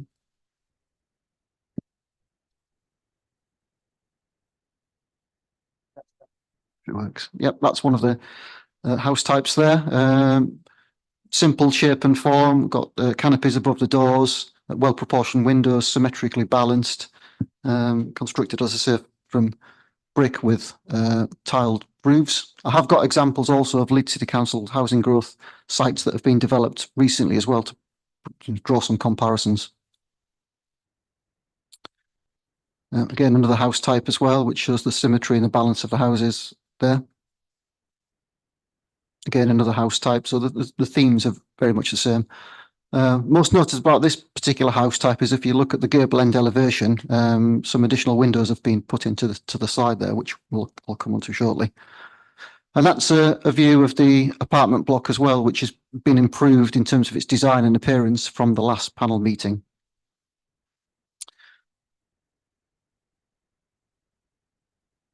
That's the floor plans of the apartment block there, which have flats orientated on both sides with a central corridor running through the spine of the building. That's the landscaping there, which shows an area of public open space shown in this area on the site in question there, which provides amenities both for existing residents in the area and new residents of the development. Again, that shows the boundary treatments plan, which shows a number of new boundaries that would be erected to demarcate the individual residential plots from public areas of open space, and also to demarcate individual gardens from one another as well. There is a need for a different form of boundary treatment along the western boundary with the plain pitches, which I'll also come on to shortly. That's details of some of the elevational boundary treatments, which include close border fences in the rear gardens, and in areas which front of public areas of open space and car parking areas in the public realm, there are brick walls with brick piers with infill timber panels. That's the drawing of the bin and bike stores. So unlike some developments where you just get I suppose, a very cheap looking timber shed, this is actually a brick built structure, which actually is more in keeping and gives it more sense of permanence as well within the development. This is the western boundary that I talked about as well, and the sections through that particular boundary. And that's resulted as a requirement from something from Sport England as well, which I'll come on to just shortly on the issues. But in essence, along this western boundary, a ball netting structure is required to mitigate the impact of footballs going into the residential property gardens. That's just a plan which shows bat boxes, bird boxes, and bee bricks as well within the development, which would be incorporated into the design. In terms of drainage and attenuation, this shows the drainage layout and the flow of water as well, which would be put into a infiltration tank towards the bottom end of the site, given the topography of the site, and that would be then filtered into a combined drainage system as well, which would go into the public system, fully supported by Yorkshire Water and flood risk management team. In terms of just some photographs of the site as well, this is the existing access point onto Hooftop, which would be closed up if the development is permitted. This again, this is a view along Hooftop, looking up. You can note the topography of the site there, it's sloping upwards. This photo was taken about 6:45 on an evening as well, so it's at a time when people have potentially come back from work as well. This is a view of part of the vegetation and trees on the corner of the site on Huff Top, and we've got a view of some of the flat development to the east of the site. You can note the 3-story nature of this block, or these blocks, to which there are 4 of, brick and rendering construction. And again, another view along Swinnow Lane. These were taken recently, I think a week or 2 ago, so they're quite, do depict the current situation of what's on site. And again, another view of Huff Top looking up, and you can see the vegetation and trees along Swinnow, along Huff Top, the majority of which would be retained as a result of the development. Again, another view on Huff Top as well. This is a view from Harley Gardens taken before fencing was put up, but that was one of the existing access points which served the school, which is located between existing residential development. And that's a view. More recently, it's been closed up by the site owners to prevent people getting onto the site. And again, that's another view taken within the site, looking back up towards the playing pitches. And another view looking into the site from Harley Drive. This is taken from the corner of Huff Top where the playing pitches are, so it's looking into the site. And again, I've got a series of pictures taken from the adjacent playing pitch, so you can just roughly see the area where the corner flag would be, and that's the line of the pitch running in that direction there. So you can note the site is set down from the playing pitches slightly, and that's shown from the next series of photos as well. So you can see the slope on the left hand side. That's the site in question beyond that metal palisade fencing. And another view looking from the pitch on the right down towards the site on the left. And another view of the site from the pitches. And again, and another one looking at the properties on the back of Harley Drive. So you can see how they are slightly set down in nature from the application site. Just a few slides as well to show some of the developments which the applicant have undertaken in the past year or so as well, which show a number of new housing sites in terms of houses and flats as well. That's recently completed, sub-landscaping still to be done on that particular site. This was a scheme on the edge of Holbeck as well, so you've got 3-story flats, different in appearance, but it just gives you a flavour of what has been built by the applicant in the past. Again, a pair of semi-detached dwellings there. You can see the electric vehicle charge points on these dwellings as well. And obviously, a tree in the front garden that's been planted also. And the previous development was just off Sheepscar, I think. And this one is one at Middleton that's recently been completed. In fact, they're just on site finishing off. So you have got a mixture of care and dwellings on that site as well. Again, it just gives you an indication of the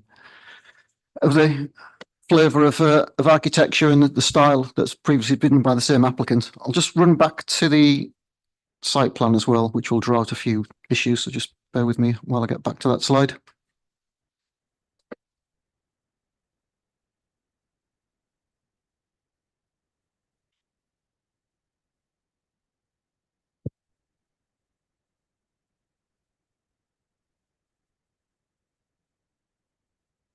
Yep, there we are.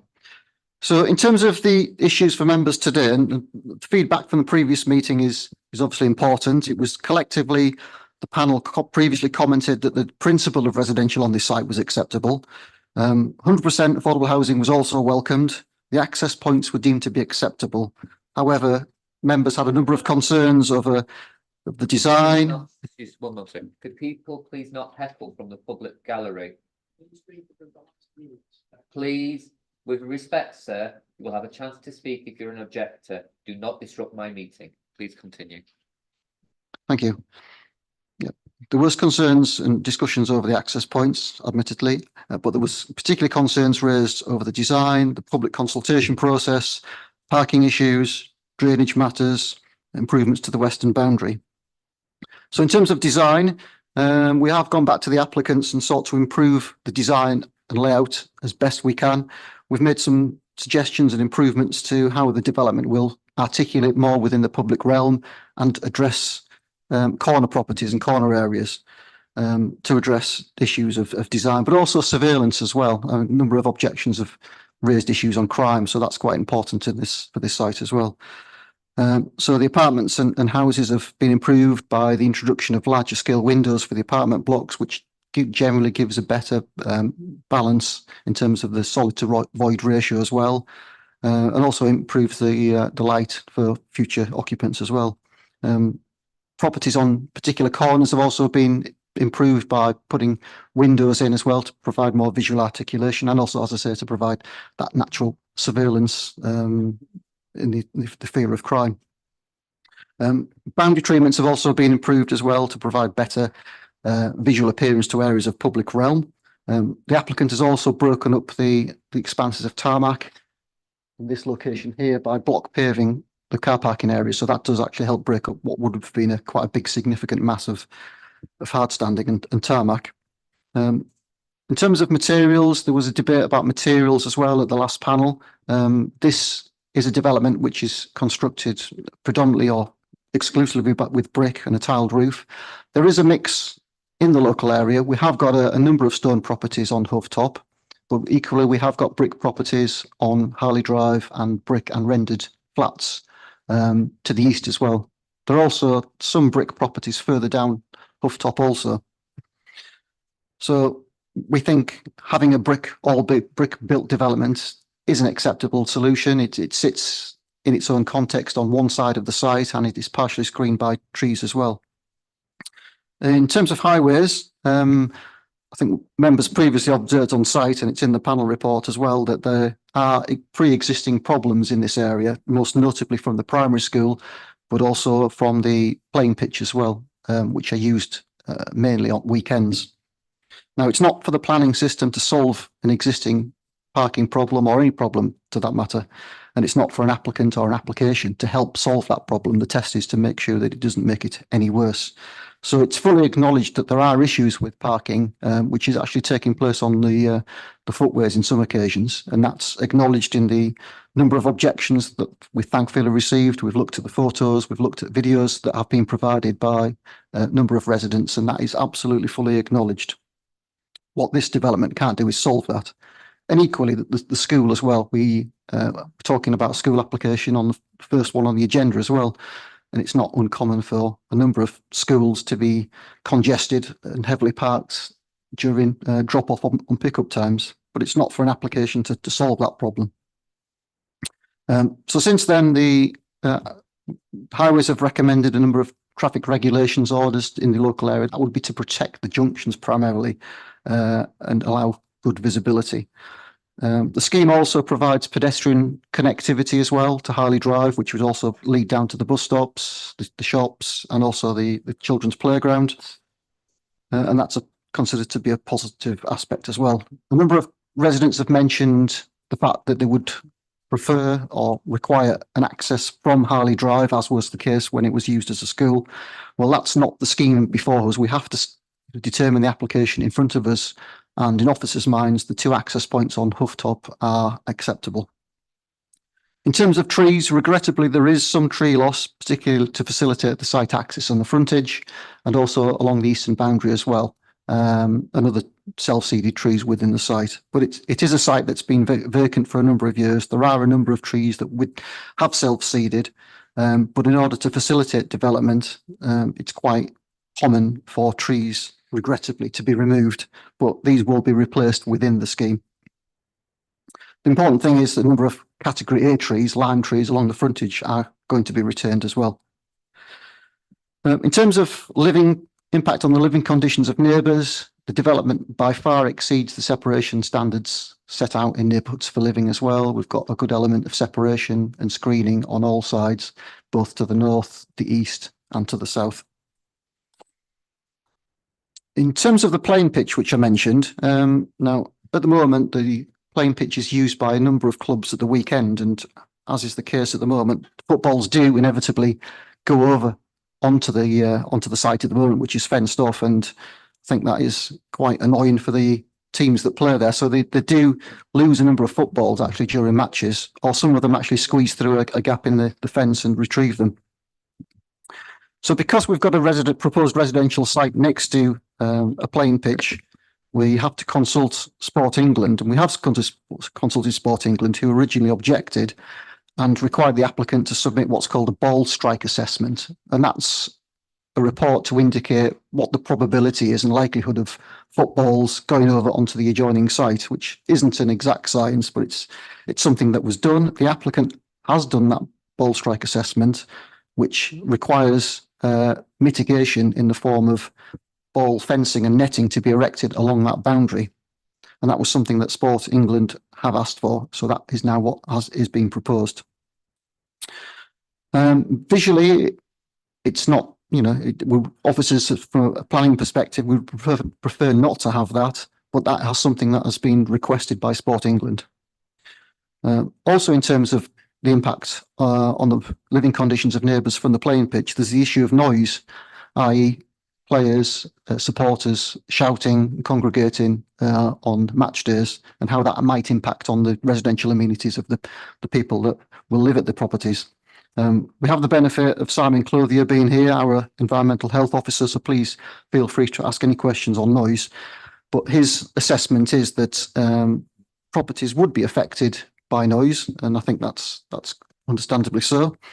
And to mitigate that impact, it would be advantageous to erect acoustic fencing along the boundary to help mitigate that harm. However, the type of fencing that would be proposed would be quite significant in terms of its height, and it would be quite visually intrusive as well. And there are doubts of whether it actually could be accommodated on the playing pitches without affecting the runoff area from the pitch in a safe manner. It's also worth noting that the noise would only affect 12 of the 82 properties as well. So there is a balance to be struck there as well. And I think members will appreciate this for their particular wards. I'm sure they might understand that they've got playing pitches that back onto residential areas or residential properties in their area. So it's something that's not uncommon. The big plus point here is that the scheme will deliver 100% affordable housing, and it will contribute to much needed demand in Leeds and specifically in the Pudsey ward. That should be afforded significant weight.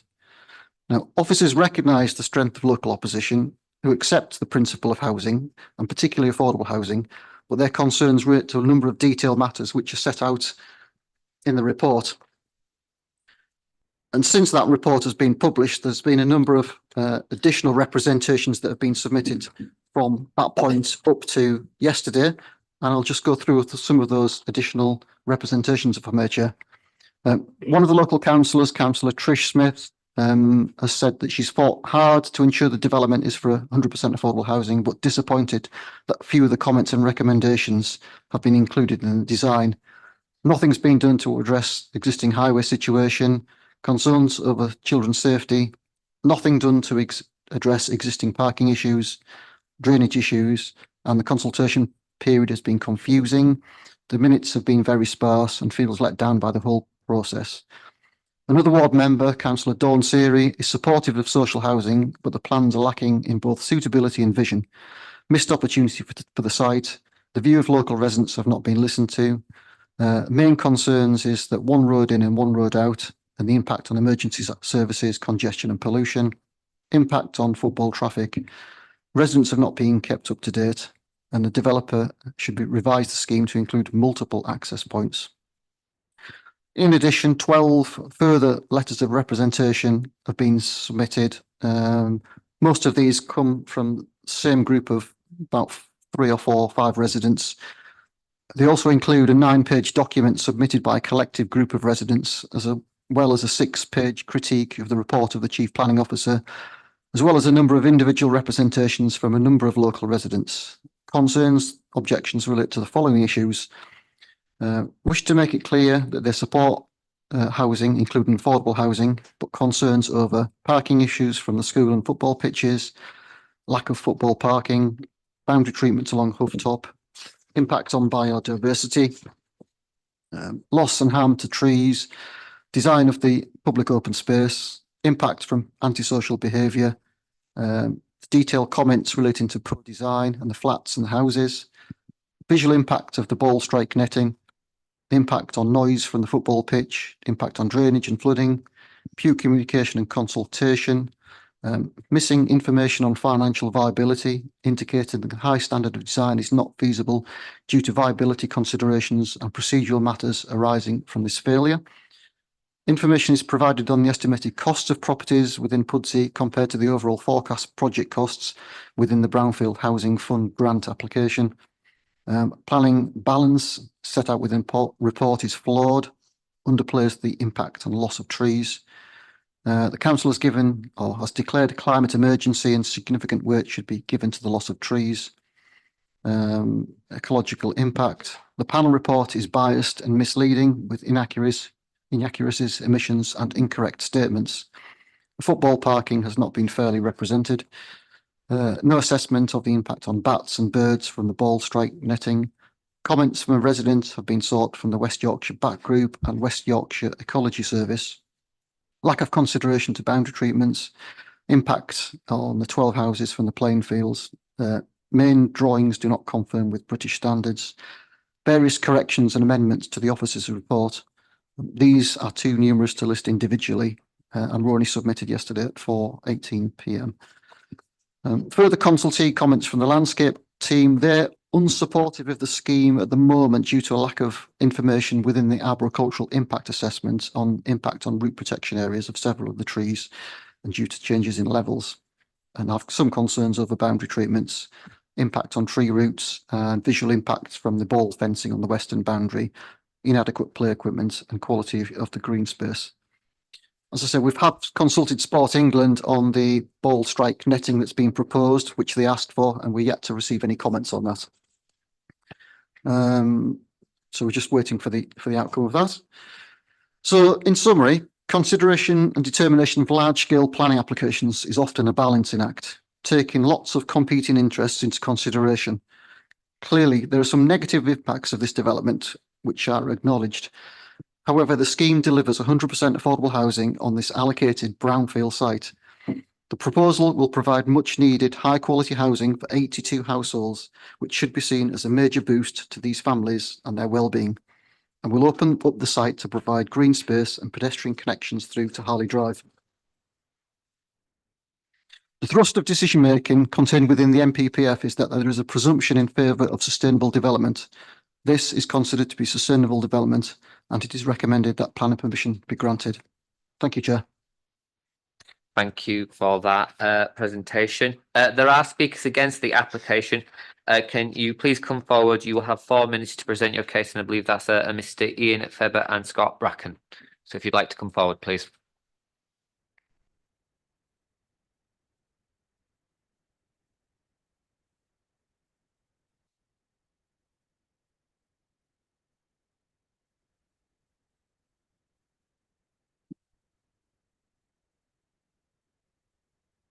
Thank you very much for attending. Your 4 minutes starts when you get going, and it'll be 4 minutes between the both of you. Thank you.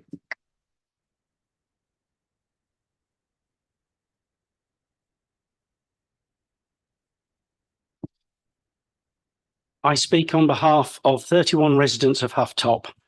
I apologise for being angry, but the applicant has ignored everything we've said. And now it's your turn as panel members to be angry.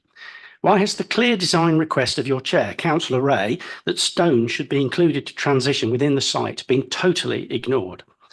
Why has his recommendation, echoed by Councillors Manaka and Rontry, that the flats are too big and blocky and should be reduced or moved, not just tweaked, not been followed? Why has the previous chair's demand for options retaining Harley Drive access to be fully explored and brought to panel been overlooked, along with an instruction to hold a public consultation event before this comes back? Well, they ignored you too. Now the applicant's pushing you to rush this substandard design into build. Residents want affordable housing here, but this is the same wrong layout and design for this site. There's a host of unresolved problems, hence over 110 objections from a road with just 51 houses on it. Why were you not allowed a site visit? Only one of you's been. You will see how this layout leads to unnecessary loss in safety, accessibility, biodiversity and amenity. It is poor design and poor value for money. If residents feel so intimidated by consultation in name only that they are forced to hire professional planning advisors, is that fair? Why should you also be bullied into passing these plans today if there are so many unaddressed issues with material implications? I urge you, please ask the right questions today and then arrive at the right decision, which is to defer this current layout and design until these problems are fixed. Residents do not object to the principle of an affordable housing development. They have sought to engage with the council on amendments, and that would allow them to remove their objections. However, these requests have been ignored, and to date no meaningful engagement has taken place.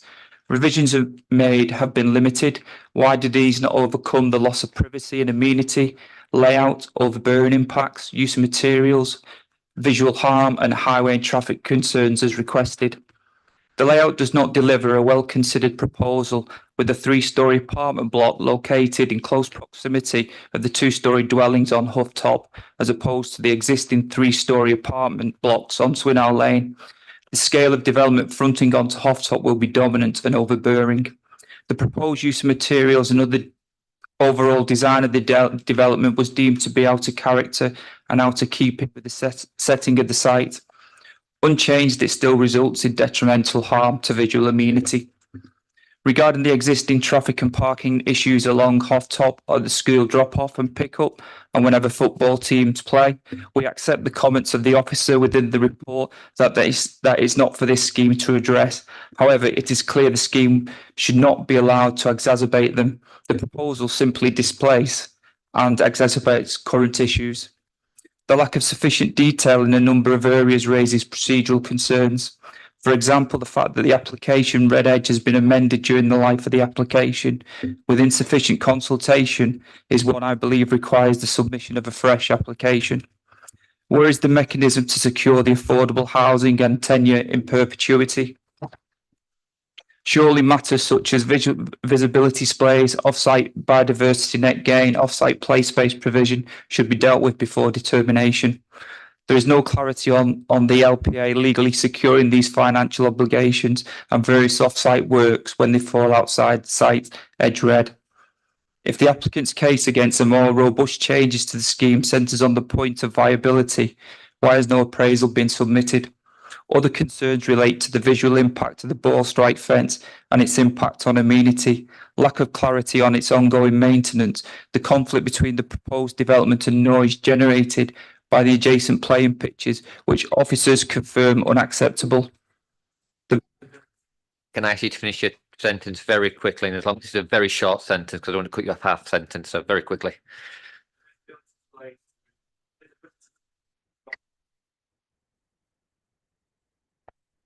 Thank you. The visibility space plan still noted to be outstanding and subject to the condition. All these elements cumulatively point to an application that is not ready for determination.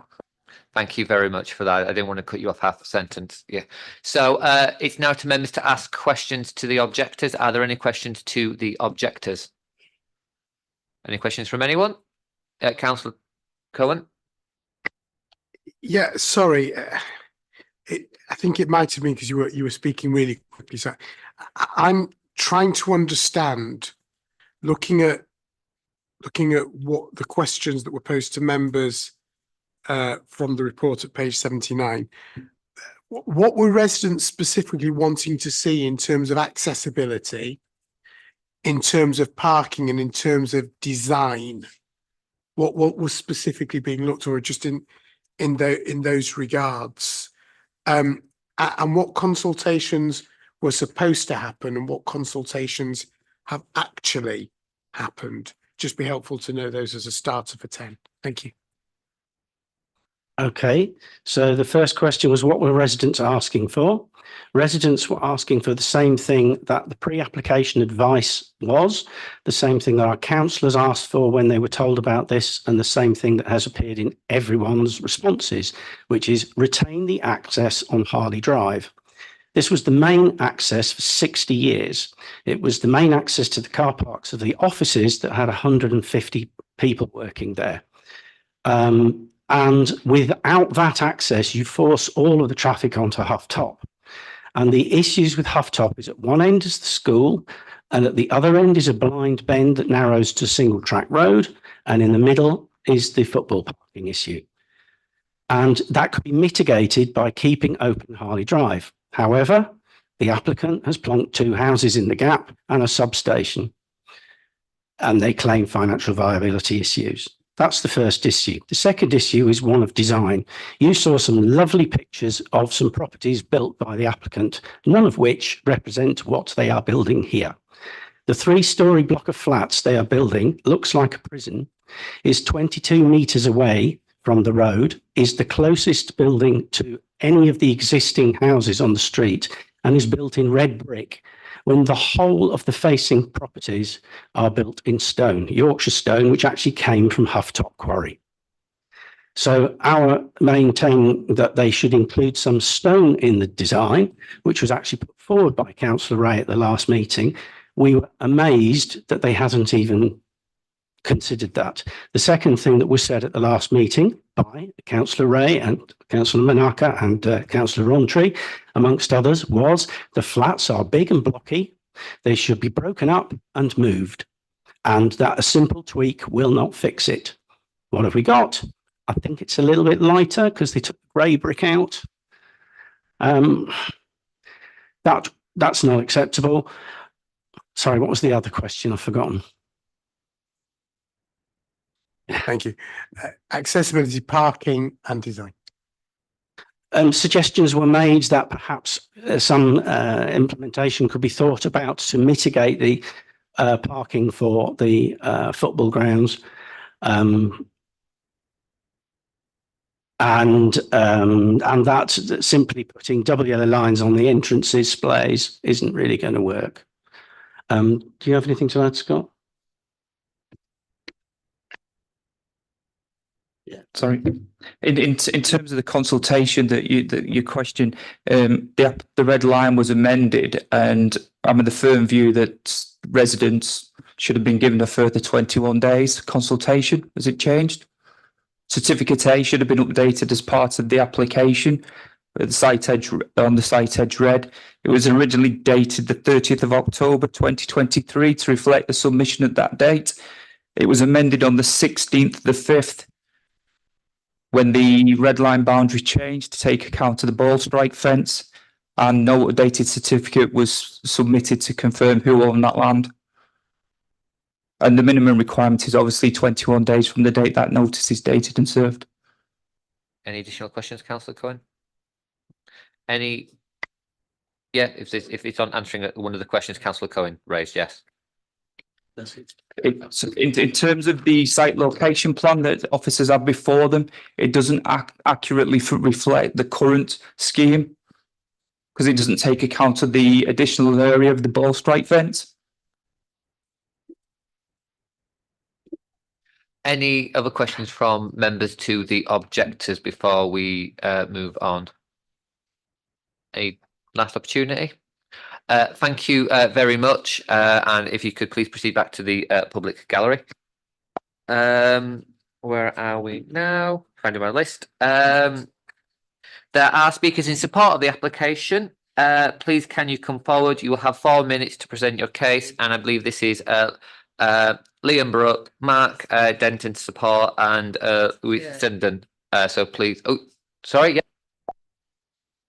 No.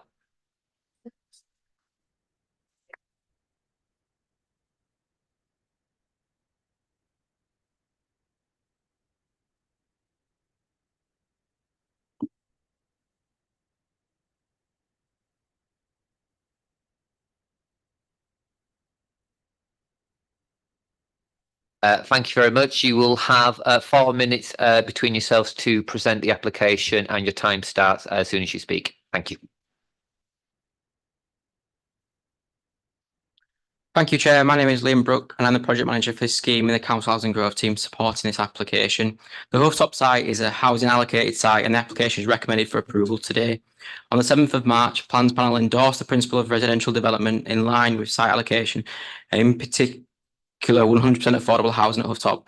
Since then, we have considered the comments raised and have worked alongside consultants to develop this scheme the local planning authority can support, which they now do. We believe in balance. The proposed scheme meets the MPPF, supplementary planning guidance and the local strategy. The site is a housing allocated site and was previously a school set up over a number of buildings with very little architectural merit. The local planning authority considers the proposed scheme achieves a positive design and layout, and that will. Apologies, colleagues are saying you're speaking very, very fast, so just be aware that you might get asked to repeat some of that when you're asked a question. So just try to be clear. So I'll let you continue. Apologies. Just be mindful, some members are struggling to hear. Okay. Local planning authority considers the proposed scheme achieves a positive design and layout that will have a sympathetic relationship with the existing residential area. The apartment block set within the centre of the site ensures the tallest building of the site is not overly prominent, which is supported. The local planning authority have welcomed the improvements made to the external appearance. The highways design has been fully informed by consultation with the highways department and has support from them. The planning officer's report sets out that as an applicant, we cannot be expected to solve existing highways concerns, only not make them worse.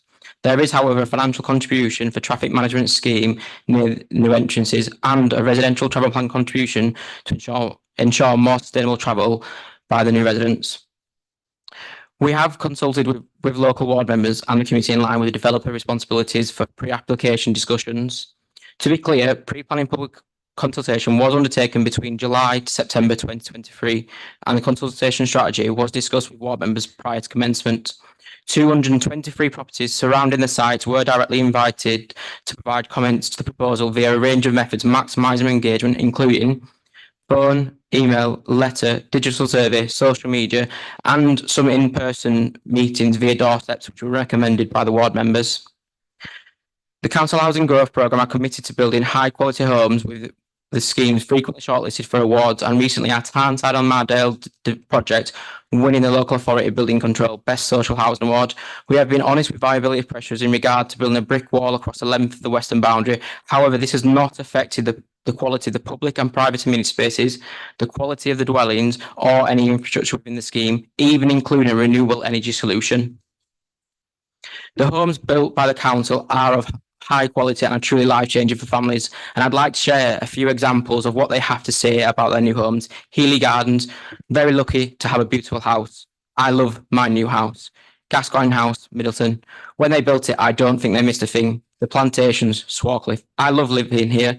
There's a great atmosphere and a sense of community. Cardinal Green, it's nice, warm, spacious, with big rooms, and really nice to have a garden, as the place we had before didn't have one. Our son loves being able to run around. The pressing need for affordable housing in Leeds, with 27,479 applicants registered. Development would support 82 people and families to move into more suitable accommodation, which would significantly help towards the 975 people currently seeking housing in Pudsey, an increase of 46 people since February 24. In summary, the development proposes 82 dwellings for affordable rent and is the only site available within the Council Housing Growth Programme within this ward. The site is heavily constrained and has progressed through significant design development to present the scheme it is today, which we believe is a high quality scheme that will meet the needs of 82 families in Pudsey area. Thank you for listening. I hope you all support the approval of this application today. And thank you for doing that within the 4 minutes, bearing in mind I interrupted you, so thank you very much. Questions to the applicant from members, please. Councillor Manaka. Thank you, Chair. Okay, just going back to, the first time that you came into this meeting, I think we, rightly what the gentleman said, we did ask that certain things be, adjusted. And I think the design was very important. And if we ask for something to be done and we then come again and we get the same thing over, to me, it's like I'm contradicting myself, and yet I have asked for specifics in what, the recommendations were. Is there any particular reason? I know you've mentioned the viability of it. Is there anything else that's making it not to go by the recommendations? I think Plans panel members, all members understand that when we actually design a scheme, we work very closely with the planning authority, and there's a whole range of consultees that inform that design process. So we absolutely recognise, and I think we've demonstrated through the consultation process that we have been able to draw out the issues that are important to local residents. But we have shown, and within the planning officer's report, you can see that we have satisfied all of those consultees on the majority of all the issues. We've been able to address them. So we have tried to incorporate as many changes as possible, but we haven't been able to we haven't just been able to redesign the scheme completely, because we have to weigh and balance lots of different things, including making sure that the scheme is the best and most efficient use of that site. So we recognise those comments, councillor, but we believe that we've taken on board the consultees' comments, and we've tried to do as many changes as we can to make it the best scheme we can make it. Follow up? Yeah. And just in terms of the, the gentleman also stating that you had to go back and do the the consultation possibly again. I know you've mentioned that letters, emails and all those words, and do you mean that nobody responded to any of those? Thank you, councillor, for the question. The residents have responded. However, to be clear, we have met all of our responsibilities for pre-application discussion as an applicant. Can just in terms of, as the original planning application was submitted at the end of October 2023, it was validated in the middle of November 2023. The original consultation period was due to end in January. That was extended to the end of January, and then it's been extended a number of times beyond that. And at each stage, the planning officer, the planning authority, has determined how appropriate it is to extend the consultation period to allow consultees and residents to comment. We've also provided updates both to ward members and to consultees along the way. So we have issued.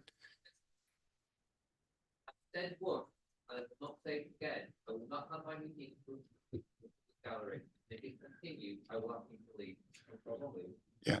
So we have, what we've done is actually try to identify where we try to take things on board.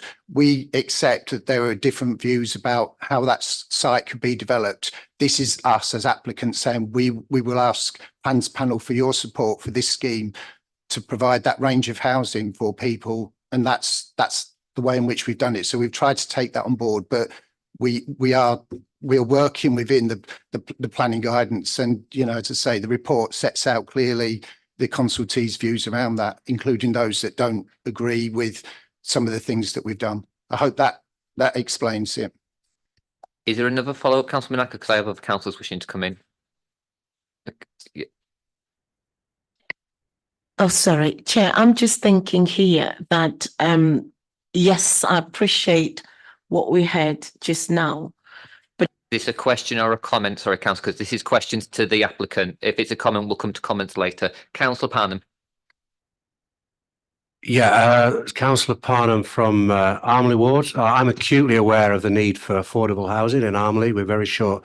So I'm, initially very favourable to this idea, but I'm a little alarmed as a new panel member that some issues that have been raised at the previous panel haven't come back. First of all, for example, just one, the Harley Drive entrance, I would have thought would have been more suitable.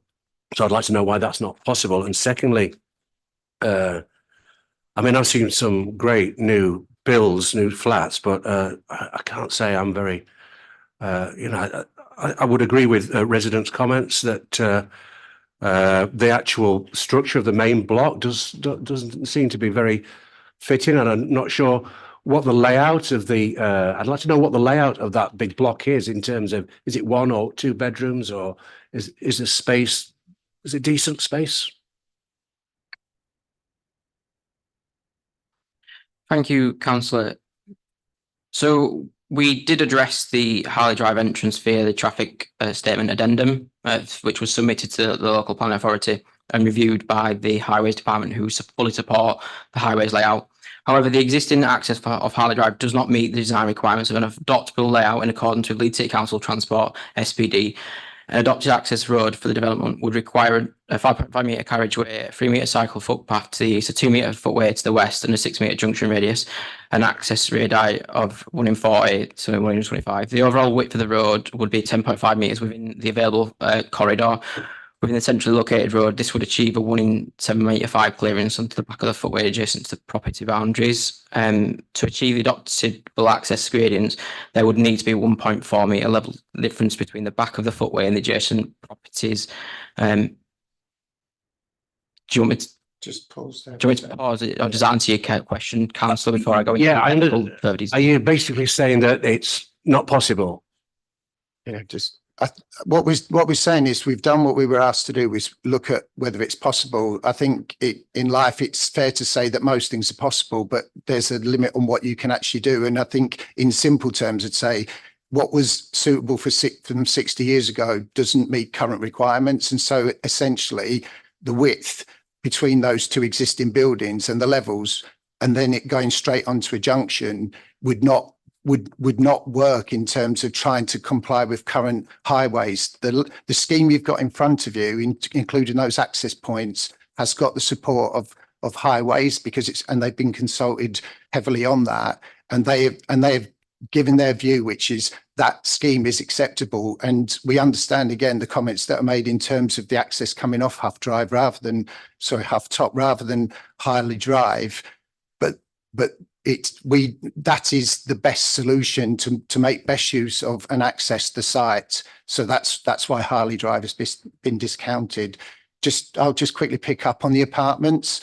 I mean, I think it's very difficult because with the best will in the world, 2D plans often don't give a best depiction of schemes. And we could, if we looked at some of the other schemes that will be put before plans panel members, I'm sure sometimes it is very difficult for all of us to try and imagine what the final product will look like. And we have got other images and other schemes that we built, flatted developments, Gascoigne House, the extra care scheme at Middleton, etc., which could possibly reassure members. But in terms of the apartment block, there are 10 one-bed properties and 7 two-bed properties. They're 2-bed, 3-person apartments. We build to really good space standards because we are a landlord. We're there for the next 60, 80 years. We're not just building something and walking away and taking some money. We're absolutely wedded with being within the area. So it's quite possible that people with families will move into the apartment block as well. So it's not just a load of 1-bedroom apartments just all shoved together. We've tried to do it in an efficient way. People will have a view about it. I think, if you like, we will all have different views about what beauty is in the eye of the beholder sometimes, but we take on board what's been said. And I think the enhancements that have been made, the design officer who wasn't supportive when it came to plans panel in March is supportive now because he recognises the changes that we've made. Follow up, councillor. Any other questions to the applicant before we move to questions to the officer? Okay, thank you very much for answering those questions, and we'll now move on to questions to officers. So any questions to officers, please? Councillor Stables. So it's a question regarding the ball strike netting. So I'm concerned with the height and size of this net. I can see that the issue is that these houses are very close to the playing field, and clearly footballs are going to be going over into the garden. So I appreciate that either the houses shouldn't be as close, and we certainly need to look at, what are there any other options? Isn't it possible, for example, to have a wooded margin there where the trees actually would stop the balls going across, which would look better, would actually also prevent some of the noise disturbance that's going to come from the playing field, as well as the balls themselves. It just doesn't seem like a good solution for those that live there in terms of what it looks like, but also in terms of wildlife, because there are bat and bird houses that I know are going to be put on the site, which is great. But my understanding is the height of the netting is actually higher than the bird and bat boxes, which seems to me incredibly dangerous from a wildlife perspective. Yeah, thank you, councillor. Yeah. First point just to emphasise, I suppose, is the site is allocated for housing and development plan, and an assessment was originally made as to its suitability for housing in proximity to that playing pitch. That said, there is a requirement from not the council, not the local planning authority. The requirement comes from Sport England as a statutory consultee. I think as planners, we would prefer not to have that netting there from a visual and ecology point of view, but it's something that's been stipulated by Sport England. And I did ask the question from our colleagues in parks as well, actually, to ask, is this a problem at the moment? You know, are we just putting a netting up if balls aren't going over the fence into the site? But actually, we got information from a number of local football clubs to suggest that actually that was happening. So we actually figured out that it is something that's will happen in the future. As to kind of the inconvenience, I suppose, of it happening, it is going to inconvenience 12 properties along that particular boundary out of the 82. Ideally, we would prefer the houses to be set back to mitigate that impact rather than kind of ball strike netting and fencing, but I don't think that's feasible from an application point of view. And it would also diminish the number of affordable houses provided on site. In terms of other mitigation measures, yeah, we did look at potential for trees as well, but the thing is with trees and the requirement to provide something that's going to mitigate the impact of 8 metres, it would take a considerable amount of time for those trees to grow to that height. So I think for those reasons, something that couldn't really be accommodated. So that leaves the impact from a visual perspective, but also from ecology as well. Visually, it's not uncommon to have netting and fencing around sports areas to provide that level of protection, if you like, if you've got other non-competing uses next to it. So visually, that's not so much, you know, of a major concern. In terms of ecology as well and the impact on birds and bats, we have spoken to our ecology experts within our department as well, who've done some searching around, and there's actually no agreed methodology or strategy for assessing the impact on birds and bats from netting. Now, bats navigate by echolocation, although they aren't blind, they can see. But the more solid in appearance a boundary is, because they give off the echoes at so many frequencies per second, then bats can navigate their way around structures. So I think they can even detect human hair. So that, you know, such is the, I suppose, advancement and, you know, evolution of bats, that they can actually navigate and sense structures, as can birds as well. I think the more solid the structure, the more potential it can be picked up and located by bats and birds in terms of colour. So I think with that in mind, I would recommend a condition to suggest that we have more of a detailed boundary treatment, looking a bit more in detail of the actual material rather than netting. Perhaps it should be more solid in terms of its fence structure, rather than just having a 3-metre fence topped with a 5-metre structure of netting, which would potentially help mitigate the impact on ecology. And I think just that absence of any guidance out there is kind of, I suppose, not putting doubt in our mind, but suggesting that there isn't anything that we're contrary to. But we need to be mindful of ecology with birds and bats being protected, of course. So I think I would suggest not approving this form of boundary treatment and imposing a condition requiring further details to be submitted. Yeah. Sorry, I just wanted to add something about Councillor Stable's concern about the use of trees rather than the fence.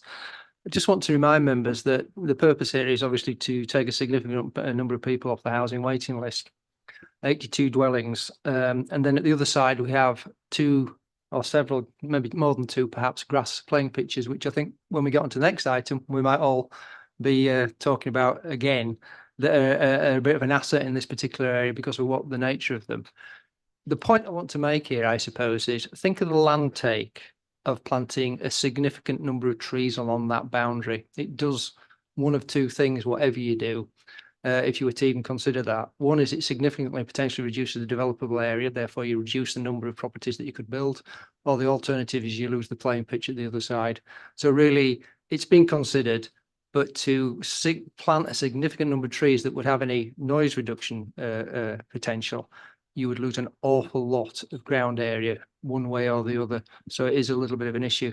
And one of the other things that Simon might want to comment on in terms of the noise is that it refers in the report there are lots of situations in Leeds where we have playing pitches quite close to residential properties, and there is a bit of a buyer beware situation here, that anybody going into them will be aware of the existence of the pitches and the potential noise, but also the pitches are actually at higher land level, so we then get into a situation of potentially very tall trees and very tall fences again, in terms of trying to reduce significantly any noise from the pitches that are generated when they're in use at the weekend. So there are it hasn't been considered quite thoroughly, but there are quite a number of concerns as to why you probably would not do either of those options.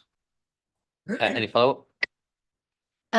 So what springs to mind, given what you've just said, is why not plant a line of poplar trees, which are fast growing, tall, don't take up much space, actual land space, and they could be planted on the playing field site, so they're actually already at a higher level, so you don't have to wait so long for them to grow.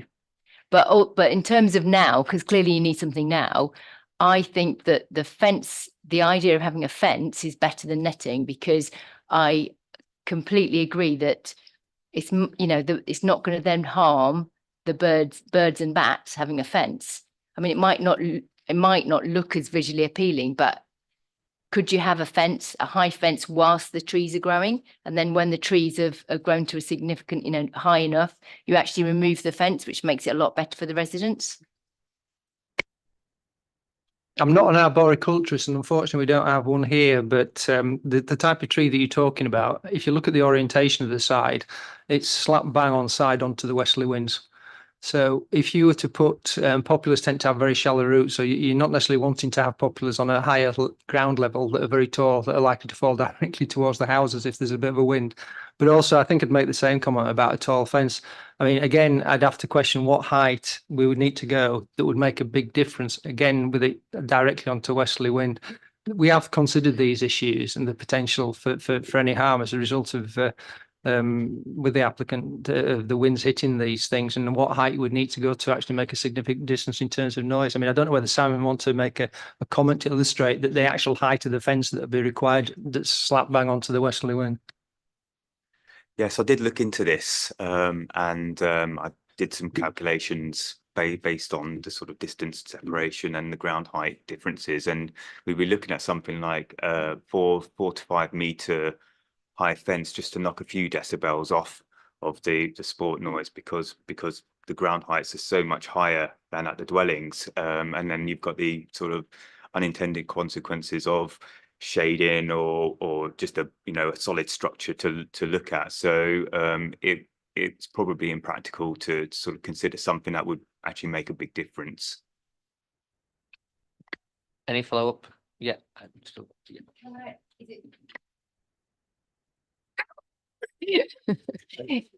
Is it possible to get a tree expert in here now, or officer to get in now to ask the question or not? I think the short answer to that is no. I'm sorry, just to come back to say, I still think that's an option to look at, is to have a fence in the short term and grow fast growing trees in a line that don't take up much space on the playing field side, so they're already at a significant height. I still think that's an option that we could look at, which actually addresses all the issues longer term. The other idea is to have a green wall. So we have a growing wall, which I know is being looked at in a number of developments in our ward, which would look visually appealing, which actually helps reduce air pollution and is a sound barrier at the same time. I think just at this point, we're asking officers quite a lot of questions about things that have technical detail things. I think if we are minded when we get to that stage to approve, then that's when that can be delegated to officers to go and have those conversations in a much more detailed way, rather than us trying to do it via committee. Councillor Roundtree, and then I'll come down to Councillor. Thank you, Chair. This is a bit of a procedural concern on my part. I know in the report there was reference to a lot of late submissions that are coming in right till the last minute, and it always troubles me when I hear that. I mean, start wondering whether the sort of the papers that came out to me last weekend, have I got the full picture from reading the papers, and is there anything that's not being covered? Could you perhaps sort of take us through the rules that govern this, please, like the deadlines that apply, and how much time before a meeting this stuff is put together? Because I do have a concern. There's been a couple of meetings that I've attended over the past year where stuff is coming late on, and you're left wondering, well, why is it this late? And if it's clearly key to what's going on, should we be hearing it, or is there some other reason why it's appearing at the 11th hour, as it were? I wonder if you could comment on that, please. Yeah, happy to. Thank you, Councillor Rowntree. The nature of planning and decision making actively involves members of the public. That is the whole basis, and applying the gunning principles of proper, open, transparent consultation does not limit the period within which that information can come. If you've ever done a planning appeal, which I'm sure you will at some stage give representation, you will know that the inspector will look at late information at the appeal, will look at amending boundaries, will look at amending the scheme. There's a principle called the Wheatcroft principle, and that allows for things to be amended when it's non-prejudicial. But in circumstances of receiving information, you've got officers here who are experts in their field, who can look at those objections and can group them and consider their materiality so that you have got everything as a decision maker in order to discharge your duty. So there is no limitation or time limit for information to be submitted. There are, of course, limitations on when you can seek to speak to this panel. So there are two distinct areas, but I hope that clarifies the matter for you. So just to add something from a practical perspective, we obviously try our very best to accommodate any late representations. On this particular application and the one previously, there was a significant number over the last week and even up until yesterday. And one of my officers was drafting summaries of those representations at 9:30 last night.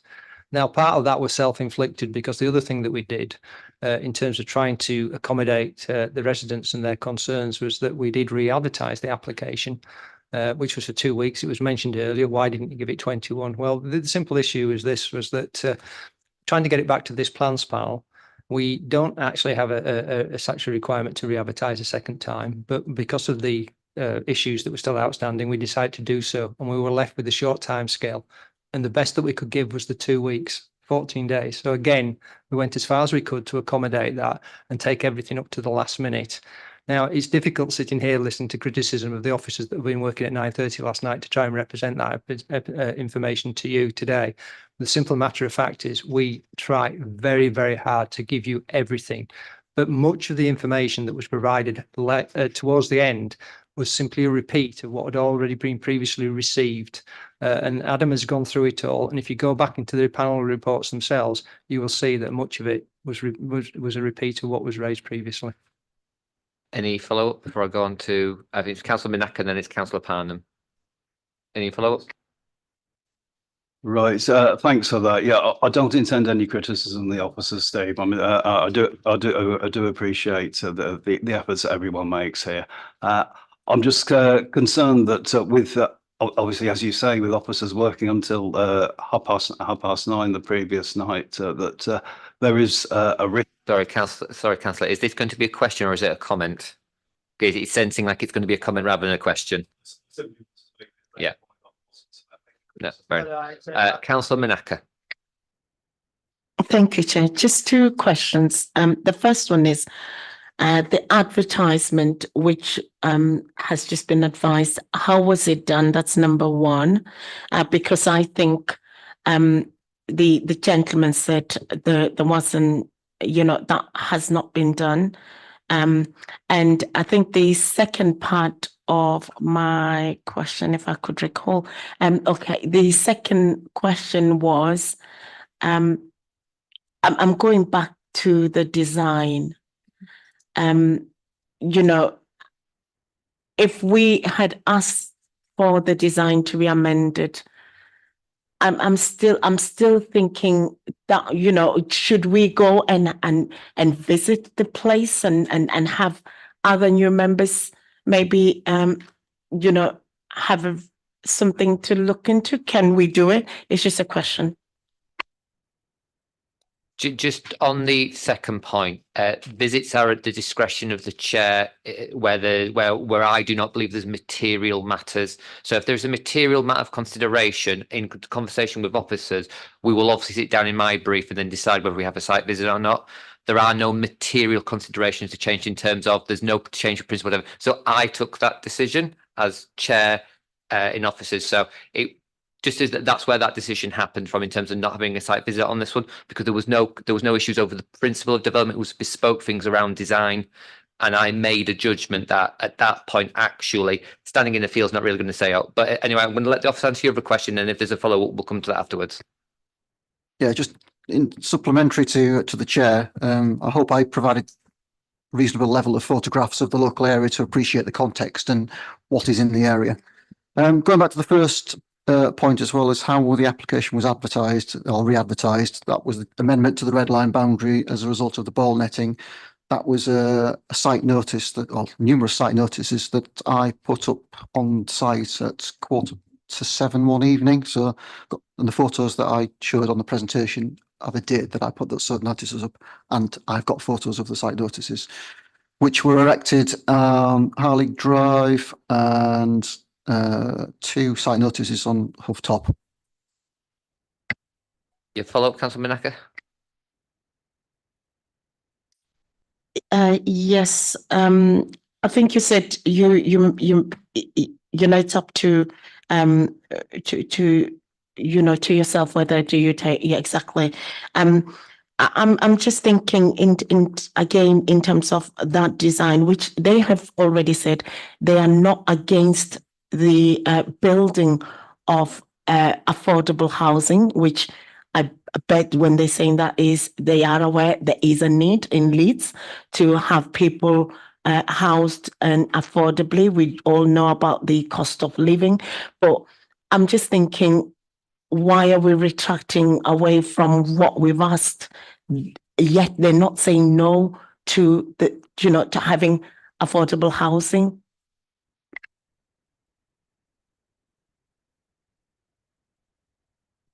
Chair, it's not we retracting as such. We raised all of these issues that were raised by Plans Panel the first time around, and they have limitations in what they can provide in terms of there are some cost issues, there's no doubt about it. But actually what's been presented by the applicants from an officer perspective, because we know that members may be a little bit sceptical that they've gone as far as they can do. But again, it's back to this weighting. You have to weigh all the material considerations in the balance and then come to a considered judgment. And when we've looked at what's been changed, which includes various amendments to the elevational treatments of the flat blocks, the materials, same on the dwellings, the addition of things like the windows, the change in the emphasis on the windows, etc., etc. The applicant, from our perspective, has brought forward a scheme with 82 dwellings, which are affordable houses, which is a significant weight, which exceed the prescribed standards for dwelling sizes in terms of the rooms. And as you heard the testimony of various residents that occupy one or two of the properties. So from our perspective, it's not that it's been ignored. It was addressed with the applicant. The applicant has come forward and given us a reasoned response as to why they can't do that. But from our perspective, we accept that the dwellings in terms of the design are acceptable. It's not that we're dumbing it down, because we've been accused of that as well as planning officers and the applicant, because of course we've got both hats on today. But also things about the access that was explained as well. Things have moved on in terms of the the suitability and the width, and particularly the junction arrangement, which creates a crossroad, which these days we wouldn't want to accept. And we've mentioned all of these things and responded to letters from residents as well. but it's not accepted. So ultimately, we brought forward a scheme that from a planning office perspective, when you weigh all the material considerations, it's an acceptable scheme. And we have addressed these comments in the report. And sorry, Nicky's just reminded me, it complies with the policy and guidance, unless we forget it already is an allocated site for housing. The principle is not in doubt, but we have tried our best to amend it as you wanted. But ultimately, we've come back with a decision that what we have in front of us is acceptable because it does comply with the policies and guidance, even though you may want more. Happy to come to Councillor Mack, but I don't want to dwell on this point ultimately then, because in the end we can ask an applicant and an applicant can turn around and say no, which is a basic principle of planning. But so please don't dwell on this too more because other members need to come in. Thank you, Chair. I appreciate that. And I guess this will be my last question. Thank you. Is there any other way that, is there any other stone that can be used closest to, you know, the one that we had recommended before, which was is it the Yorkshire stone, this, you know, stone used before? Is there anything just closest to that can be recommended, or no? I'm just trying to, you know, go back to the last seating in October, I think. As a panel, you can recommend and suggest any material you want, but at the end of the day, it's up to the applicant what they propose. They are proposing a brick for the reasons outlined in my report. We think that's an acceptable material given the context of brick being apparent in the local area. So you can ask that, but it's whether the applicant proposes that, which currently they do not. Yeah, it's just a very quick one. I've been staring at page 105, which is the aerial photograph of the site and also the adjacent football pitches. And bearing in mind the sort of the noise issue we were talking about, Councillor Stables and the bats and everything. Just looking at this, I haven't visited the site. So between the two large football pitches, is there a gradient? Or I'm just thinking, if there's two football, so just as a secondary thing, if there is a gradient and there are two football pitches, is there not room to reorientate the pitches higher up or further away from the side, get the two pitches still squeezed in, and then there'd be no issue of noise at all? Councillor Palmer, that's strangely one of the questions I asked Adam about whether we could do that. And I think the answer, because we looked at the was it Google Maps or something that we looked at, and I think the answer is yes, there is a gradient. I'm obviously pretty sure it's. Oh yeah, there is a gradient there, so we're pretty sure it's stepped, and I suppose it's not within the current application boundaries, although it would be in a blue line because it's owned by Leeds City Council. I mean that's something that we'd have to look at really, but I can't give you an instant answer. I think there is a stepped gradient there. I'm just trying to look at my photos just to recall back from my site visit. Can I just confirm the wonders of modern technology? Just had a quick look at the Google Maps on here. There is a step right across and that's why you can see on the drawing, or you can perhaps guess from that, because unfortunately it's black and white, but certainly on the iPad it's uncut because you can't get a mower into it because of the change in levels. Any follow-up, Councillor Parnham? I suppose my secondary question would be, how important is it to the community and teams to actually have that pitch at all next to the housing? Before I was coming, it's not relevant to the application because it's outside the red line boundary. So that's a complete, yeah. Councillor Francis Smith, thank you for waiting patiently. Thank you. This report, I'm actually looking at the residents' website as well at the same time on this, and I was wondering if because I'm new to plans panel, and I was wondering, has a potential location for the substation been identified as of yet? Yes, the location is shown on the plans, but there's two small substations just at the entrance on Harley Drive. So that's been proposed and shown to be acceptable on the layout. Any follow-up, Councillor? No, Councillor Cohen. Thank you. Mr. Wood, you said during your presentation, I think, you weren't speaking quite as quickly as somebody else, but I think you mentioned that the landscape team weren't supportive. Did I hear that correctly? Yeah. Yeah. Is there someone here from the landscape team that I can ask some questions of? No, they're not, no. Okay, fine. I've got some questions around highways as well. Is there a highways officer here that I can ask? Perfect. Wonderful. Hello. So we've had a number of questions and comments around the Harley Drive access way. And obviously we've heard the comments by residents. And of course, we've got the comments made by members at the last time this was at panel just a few months ago in March, where the view was that I want to say Harley, I keep wanting to say Harley Street, but it's Harley Drive. Where else would one go? The Harley Drive access way. I'm just mindful where we're being told that's simply not deliverable under any circumstances.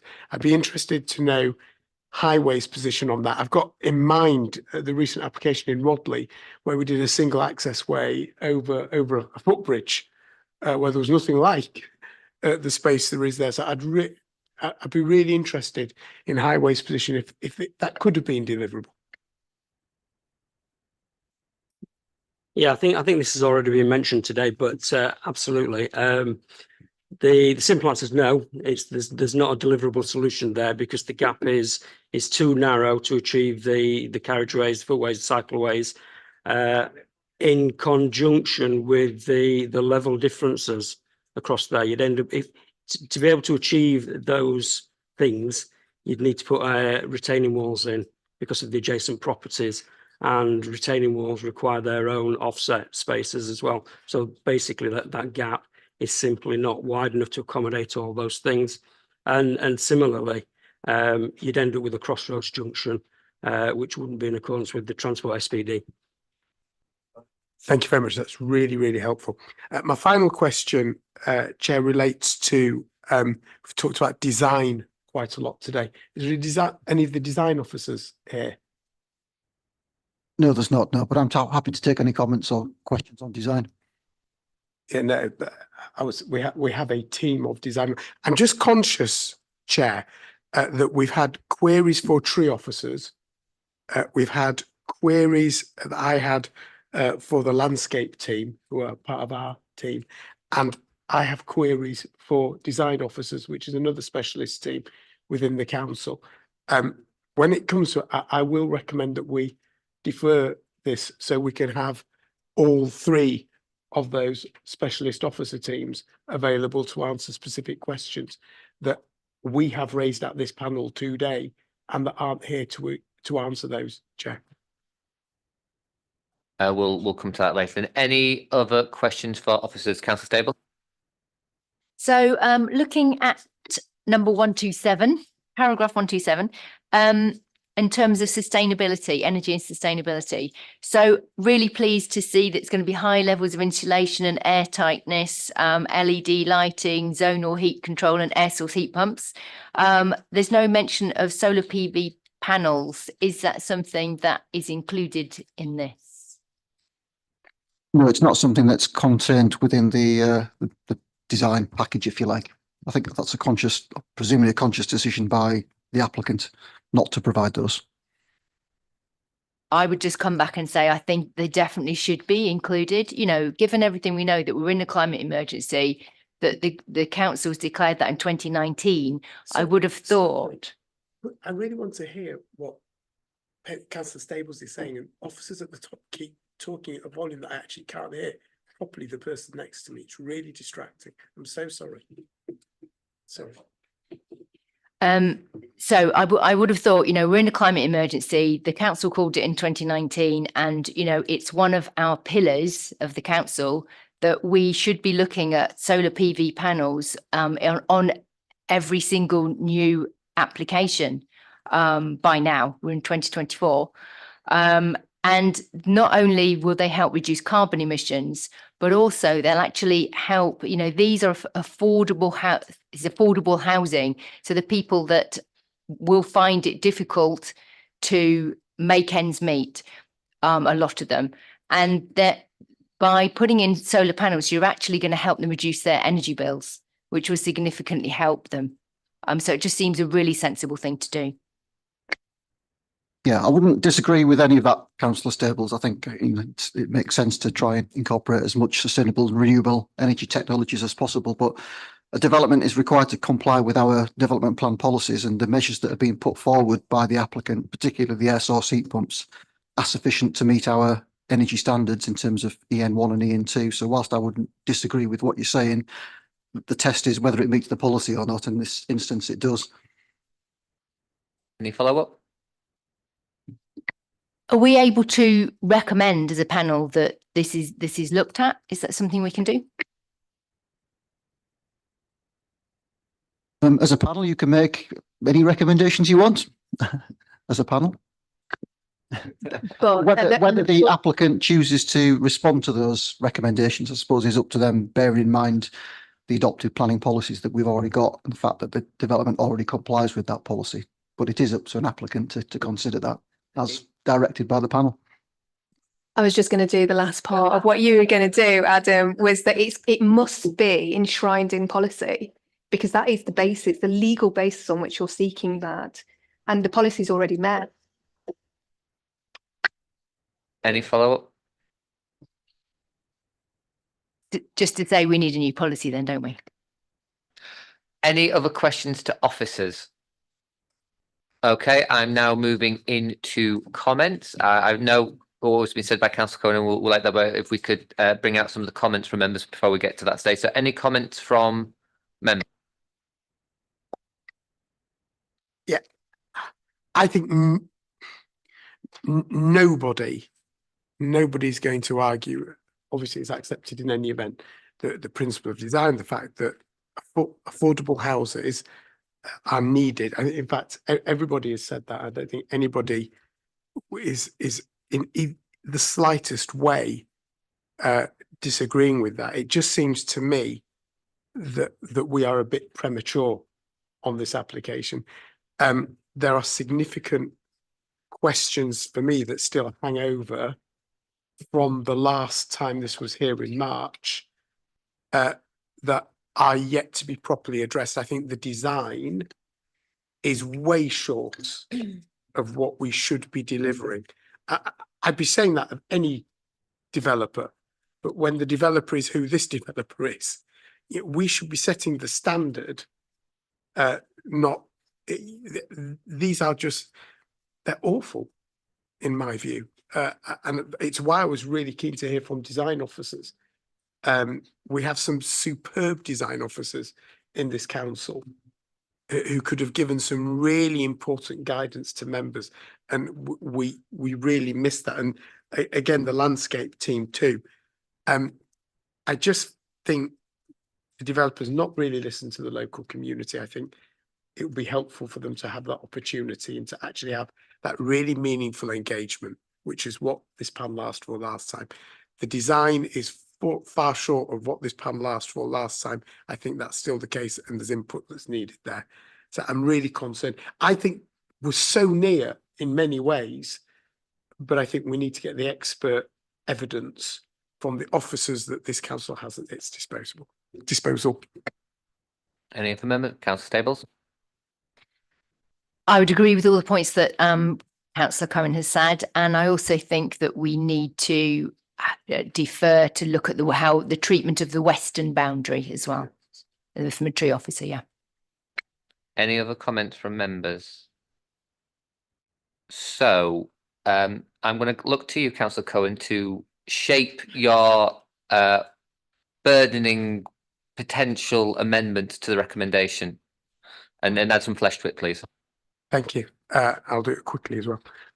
So what I would suggest, what I would ask, given the questions that are still hanging, is that we defer to return to this panel with design officer, tree officer and landscape officers who can answer questions that panel members must by definition have for them, given what we've been told by officers today.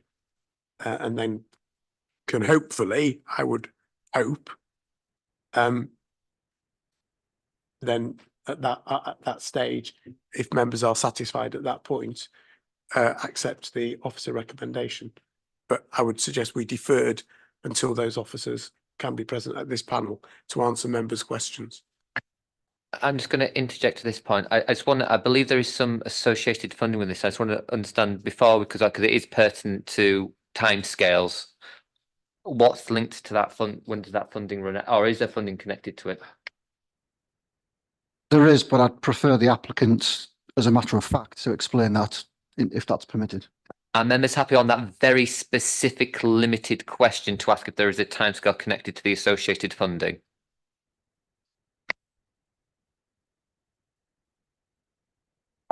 So there's a potential that there is funding linked to the delivery of this scheme that may be time limited, and I think just for the clarity of members, we need to understand that, because that has a material impact on the decision we make. So are members happy for a very no? Okay, no, that's fine. Cool. That's just for background. That is not a material consideration unless it becomes part of a financially viable matter. You are determining this matter on planning merits and that alone. My poor wording, apologies. So I just want to make a comment because we seem to be going towards a deferment. I'm of the opinion that although they are important issues, I'm not sure if they'll be changed from what I've heard from the officers by any deferment. So I prefer not to defer. We have a proposal on the table, so I think it's probably pertinent at this point. I ask, is there a seconder for the proposal? Okay. And are we clear on what we're voting? So we'll just summarise what we'll be voting in terms of the in terms of the amended motion, what we'll be voting on. It is simply to defer the application to bring back to another panel to bring forward officers specifically to answer questions regarding trees and boundary planting, and also comments upon design, but also to discuss the issues regarding the treatment between the pitches and the houses on the western boundary. I think that was the three main things. Councillor Prentice, is that what you were? Yeah, respectfully, that was somewhat played down, if I may. There are significant questions that have been raised at panel. One of them relates to the landscape team, who we are told aren't supportive.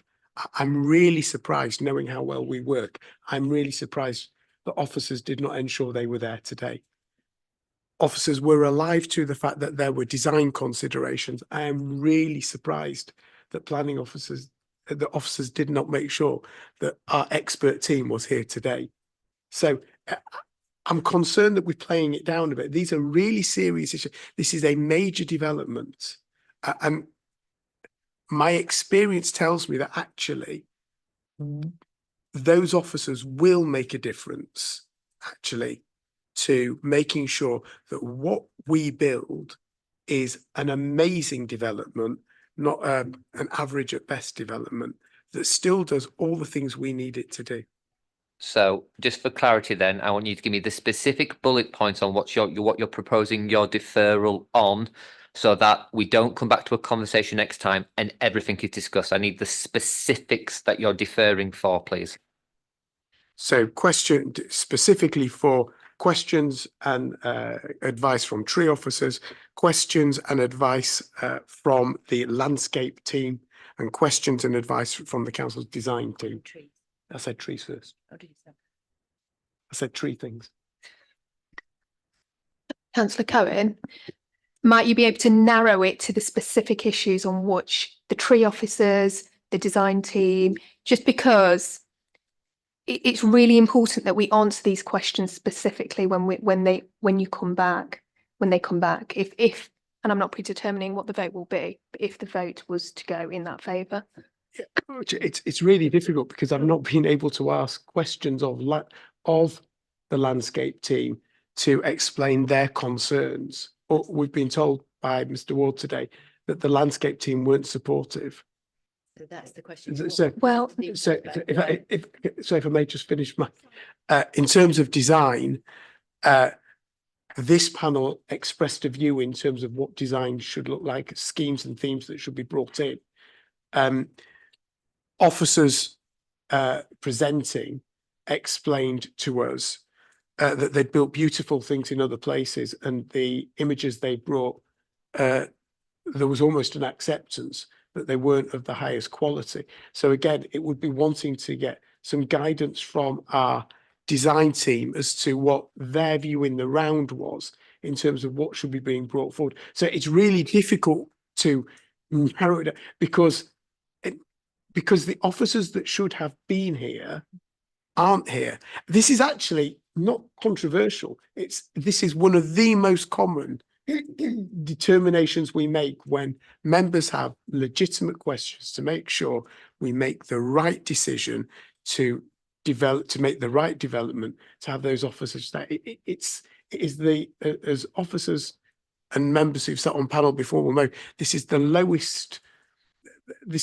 most common determination we make, is to make sure we've got the right officers to help us make the right decision.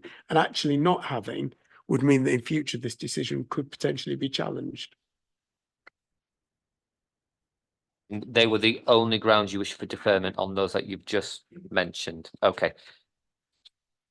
Are we sufficiently specific enough to feel that we have a motion, a potential motion that, because I just want to make sure that we don't come back and reverse back and chest on everything. Yeah. I think in summary, what Councillor Cohen wishes is for assurance from experts in that field in relation to the design and the ecology and the trees. That's essentially the point, that he wants to be guided by an expert in that field, and he feels that the report doesn't adequately deal with that. So that is his motion to make, as he wishes. And we have had the seconder. Are we clear on the motion before us? Because obviously, if there's any counter motions, that can only go forward if the amended motion is defeated. So are we clear on what we're about to vote on?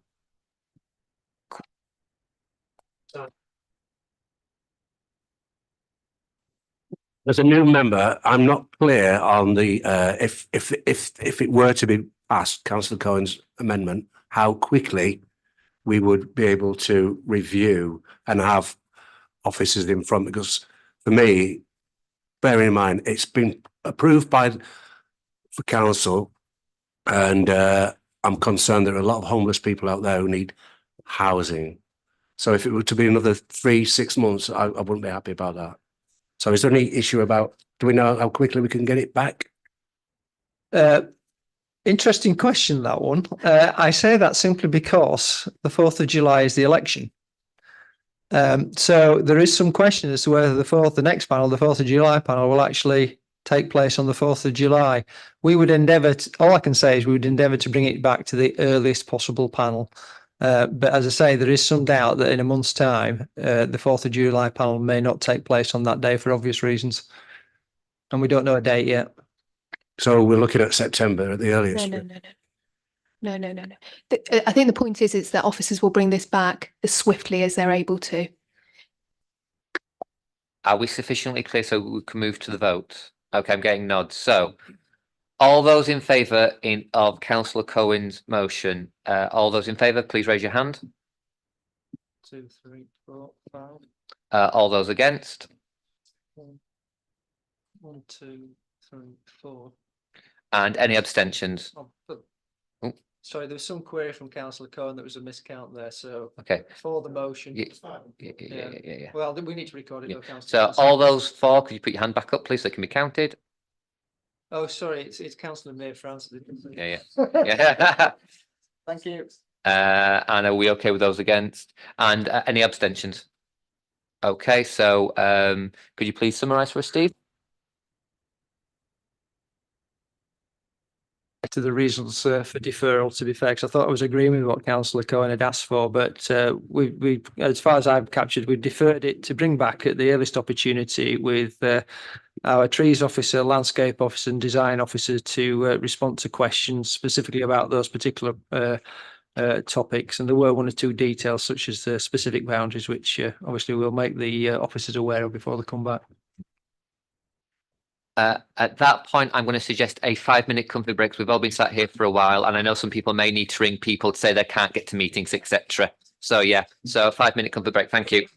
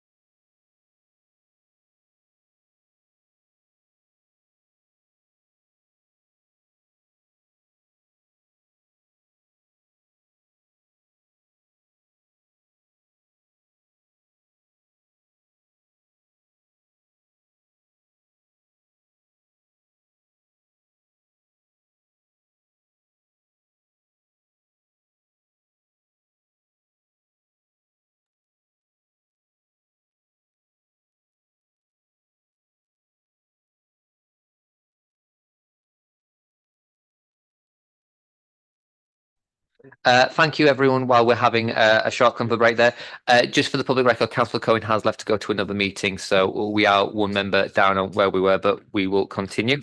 Item number 10, land formerly Matthew Murray School, Brown Lane East, Holbeck, Leeds, LS11 0BT. You can tell we've been here for a while. I can't even speak now. Could I ask the officers to present the application? Thank you, Chair.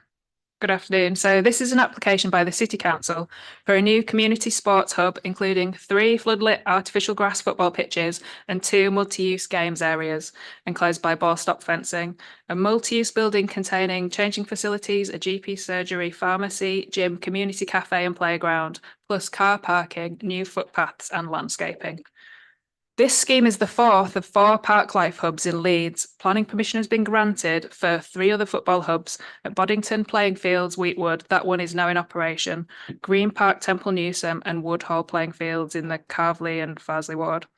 The Park Life project is a national scheme funded by the FA, the Department for Culture and Sport, Sport England, the Premier League and the Football Foundation, and its aim is to implement a sustainable model for grassroots football by improving the city's pitches and facilities.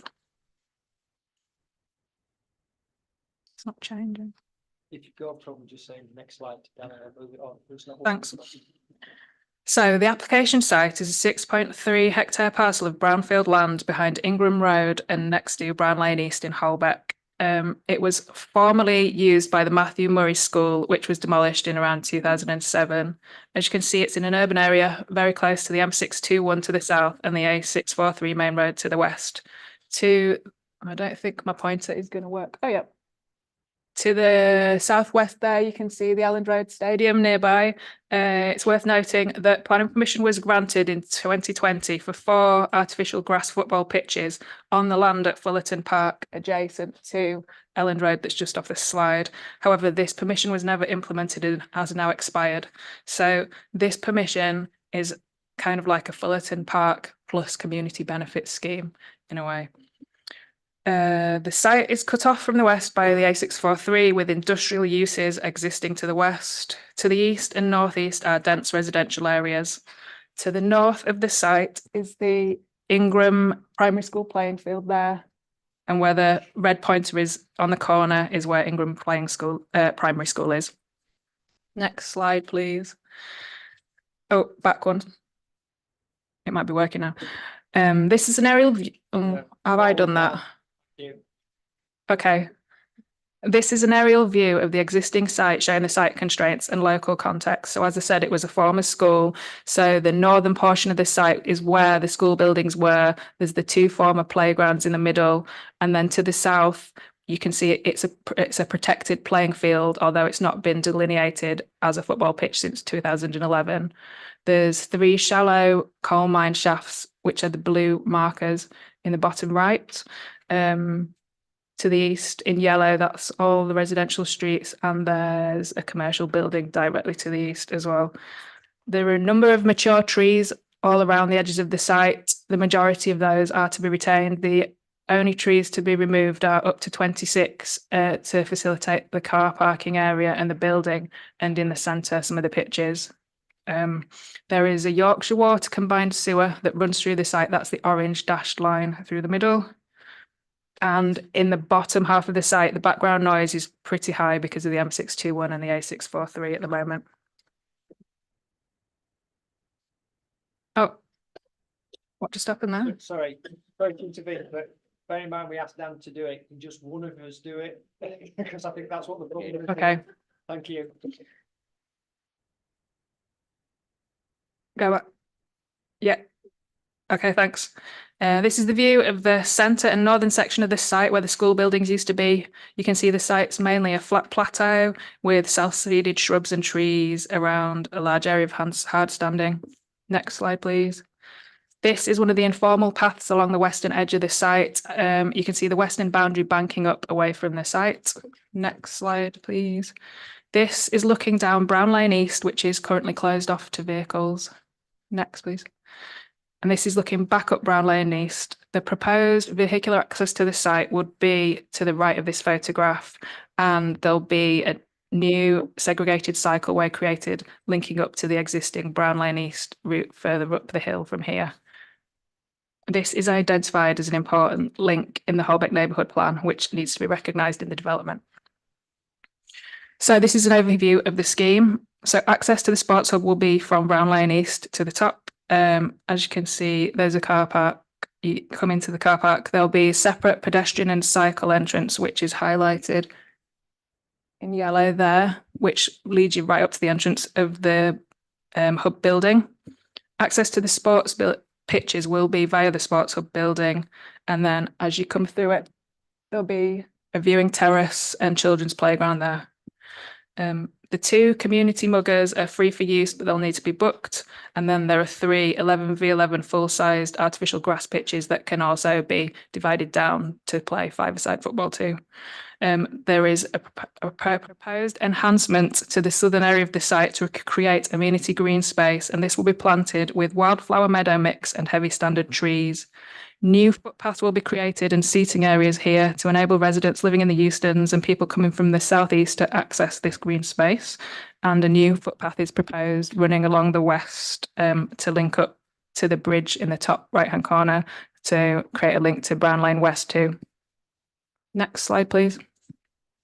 These are some indicative CGI views of the development. So the first one is if you were in the car park looking out at the hub building and then across to the pitches, and you can see Elland Road in the background. And then the lower ones are just indicative images of inside the hub building and how it would look from pitch side. Next slide, please. And that's just an indicative view of the community muggers. Next slide. So as I said, the scheme's proposing a new segregated cycleway across the whole frontage of the site in the red dashed box here. This is a positive feature of the site which will link up with existing cycleways to the east and west, which also aligns with H3 of the Holbeck neighbourhood plan. Next slide, please. In terms of vehicular access, it will be off Brown Lane East. The car park will operate one-way system with a security gate to protect the site from antisocial behaviour outside of operational hours. 267 car parking spaces are provided. This is a reduction of 27 spaces from that originally proposed. This was in response to comments from highways officers stating the proposed parking numbers were an over-provision for this size of facility. A transport assessment addendum was submitted to justify the proposed levels of parking, and highways are satisfied that this provides adequate justification for the amount of parking provision on site. There'll be 21 EV charging points and 6 cable-enabled bays proposed. The council's transport SPD requires 1 per 10 spaces to be EV charging bays and 1 per 10 additional ducted bays. So the provision is slightly below the required 10%, but given the future expansion is feasible, this is considered acceptable. 26 long stay cycle spaces are proposed here. So as you enter into the site, they're just there to the side. And 24 short stay spaces are also proposed to the front of the building.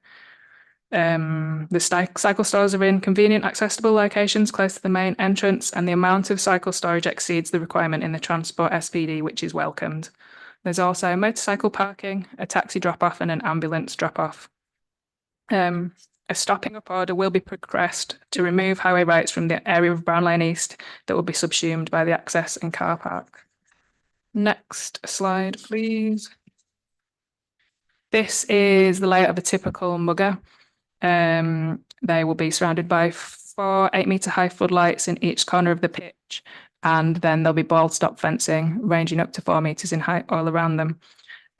They'll be available free of charge to the public, but access will be controlled by the site operator, so anyone wanting to use them will have to make a booking at reception. When considering how the muggers would operate, the applicant has used guidance from the Make Space for Girls campaign to ensure provision of an inclusive facility. That's an organisation who campaign for parks and public spaces to be designed for girls and young women, not just boys and young men. So as part of the consultation process, the applicant asked teenage girls and girls in sports clubs what they want from outdoor sports spaces. And one of the barriers they said they faced was that when they want to be able to play in these areas, they're often occupied by groups of young males hanging around and they don't feel safe to take up space and use them. So as a result of this, the booking system was suggested as a way that they could know that they could use that pitch on a certain time and feel safe and be able to socialise. Next slide, please. These are the typical 3G pitch layouts. They'll also be lined, as I said, to be split into 4 smaller pitches on each pitch. There'll be 6 15-metre high floodlights surrounding each of them. And again, ball stop fencing up to 4.5 metres in height. As stated in the report, 5 local community football teams have been engaged with the scheme. These are Tingley Athletic, Beeston Juniors, Robin Hood Athletic, Thorpe Giants and Holbeck Moor JFC, who currently play their 5, 7 and 9-a-side matches on the Ingram Road playing fields opposite the site. Holbeck Moor are a grassroots club who've grown from a club of 38 children in 2022 to 200, and they continue to grow, and they fully support this proposed development, which would allow their club to grow and support more children by being able to offer more football sessions. Other potential users of the pitches include the Leeds United Foundation, Garforth Junior League and West Riding Girls League. Next slide, please. Since the panel report was published, 2 additional objections have been received and additional research papers and information has been received from a previous objector arguing against the use of artificial grass pitches for health and environmental reasons. So 7 objections in total have now been received, and the main area of concern is around the environmental and health impacts of artificial grass pitches. In summary, these objections have noted the following concerns. Plastic grass is known to be environmentally unfriendly. It's derived from petrochemicals. The EU have banned rubber crumb infill due to the risks of microplastic pollution to the environment and food chain. There seems to be insufficient reason to believe the design will work. The rubber crumb will still leak.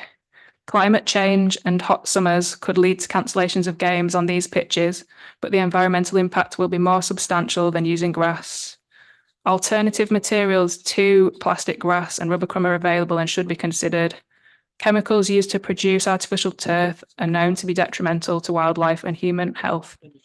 And the environmental risks of disposal of pitches at the end of their life, because there's a lack of recycling facilities for these pitches. And the final 2 comments were pitches should be real grass, not artificial, and they pose harm to existing biodiversity on site. So in response to these objections, the applicant has provided a supporting statement and a copy of Sport England's position statement on the use of 3G pitches. Sport England consider them to be a durable, safe, year-round playing surface, able to withstand regular use in all kinds of weather. It's stated that they almost completely negate fixture cancellations during winter months. This ensures far more individuals and communities benefit from all the associated social and health benefits of regular physical activity. In addition, following the UK's exit from the EU, the regulatory framework for these matters now sits at UK level, and the Department for Environment, Food and Rural Affairs have not yet concluded their review of microplastic use in the UK, including rubber infill. This project is not expected to report back until spring 2025. Since the officer report was published, additional information has also been received from objectors, highlighting Sport England's most recent Sustainability Strategy and Action Plan, which was published on the 16th of May 2024. In that action plan, Sport England do note that they are looking to transition away from rubber infill in 3G pitches, but their action plan states they are currently working with partners, including the Football Foundation, to research alternative to rubber infill. Their timescales are that by March 2025, an initial decision will be taken on whether to commence a transition process away or continue to evaluate alternative infills for a further 12 months. So, as stated earlier, this research is not yet concluded, and at present, there is no alternative infill material that's endorsed by Sport England or the Football Foundation for use in the UK. Turning to the objections requesting a different material is considered for the 3G pitches. This was put to the applicant, but they've stated there are no there are no tested or viable alternatives right now to rubber crumb. Whilst alternative materials may exist, we do have to assess the application before us, and the proposal is for plastic grass and a rubber crumb surface. So when assessing that the main risks to the environment is the risk of microplastic pollution to the ecosystem. And to mitigate against this, the following measures will be implemented. There'll be, as shown here, decontamination grills provided at pitch entrances, boot scrapers along pedestrian and player access points, trek boards to be fixed to the pitch perimeter fencing made of 100% recyclable materials and 100% recyclable. And at the perimeter to each pitch, there'll be a slotted drainage channel or upstand edging to retain the rubber granules on the pitch and prevent contamination off-site. The access pathways onto the pitches will also be fenced to ensure players and spectators don't walk debris onto the pitch.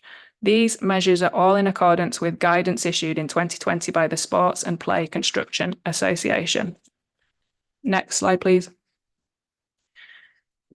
In addition, to mitigate against microplastics entering watercourses, all playing surfaces and access paths will be laid with porous materials to allow rainwater to percolate through. Beneath the rubber crumb surface of the playing pitches, there'll be a needle punch geotextile membrane to prevent rubber crumb from entering the drainage system. Should any rubber crumb fall through, there will also be catch pits and inspection chambers such as this one to catch silt and any other debris that may get through. These chambers will have quarterly inspections and a maintenance regime to remove any silt or dirt from the chambers. Overall, it is considered that the rubber crumb is unlikely to enter nearby watercourses due to the above design measures put in place to mitigate against this.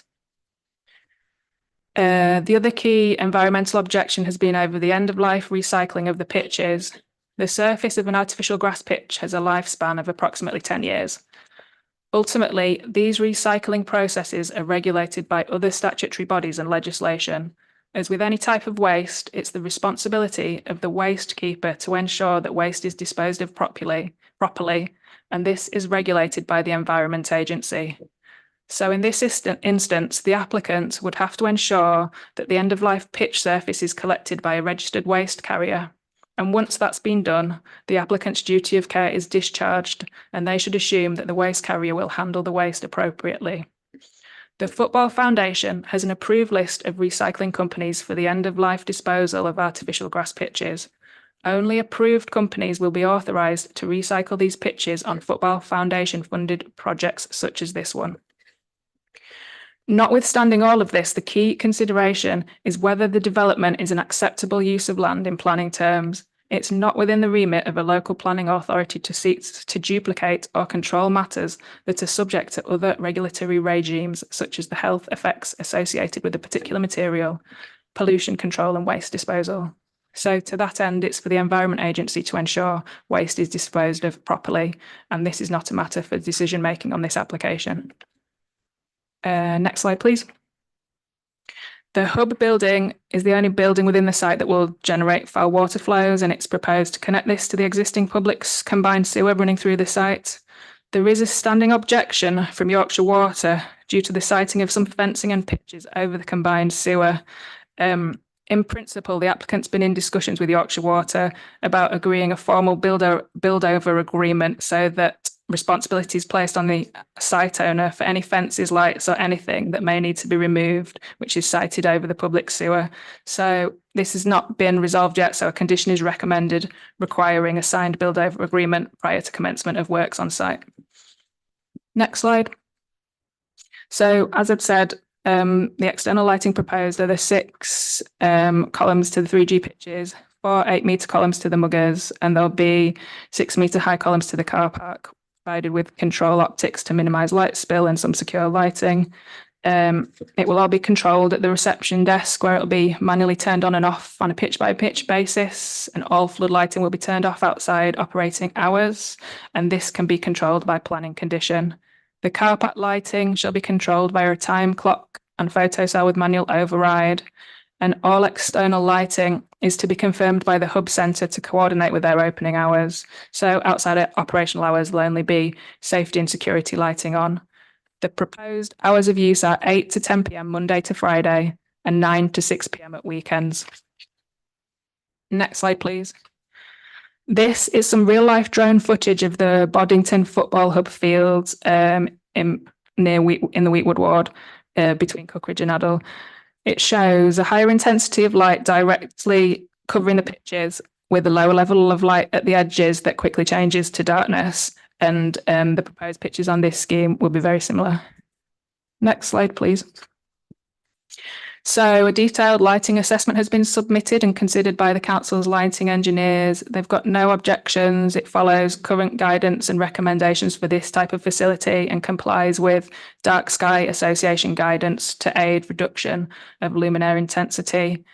To the western side of the pitch closest to the A643, the condition is advised to use tighter optics and additional cowls to prevent glare onto the highway. Highways England were also consulted and have no objections. Next slide, please. This is just an indicative section showing the distance of the pitches from the A643 highway to the west. It's about a 35-metre distance, and you can see how the land banks up, so there shouldn't be an issue with balls going over into the highway. And as I'd said, there's no objections from Highways England. Next slide, please. This is an indicative visual of the building from the car park. It will be constructed of a mix of dark grey brickwork and zinc cladding with curtain walling to the south. Next slide, please. So the form of the building includes this curved zinc roof form. This has been designed to make reference to the nearby Leeds United football stands. The building is considered to be a functional and utilitarian design that sits well in the landscape. Next slide, please. These are just some indicative sections showing changing rooms, consulting rooms and GP on the ground floor, and the gym and meeting rooms on the first floor. Next slide, please. These are proposed plans. So the hub building has been arranged, so you would enter from the car park and reach the reception. If you're playing sport, then you would access the changing rooms to the left via the turnstiles. There will be 4 team changing rooms, 2 officials changing rooms, and an accessible changing room. In the centre of the ground floor is the community cafe with the terrace opening out for outdoor seating and a viewing area to the south.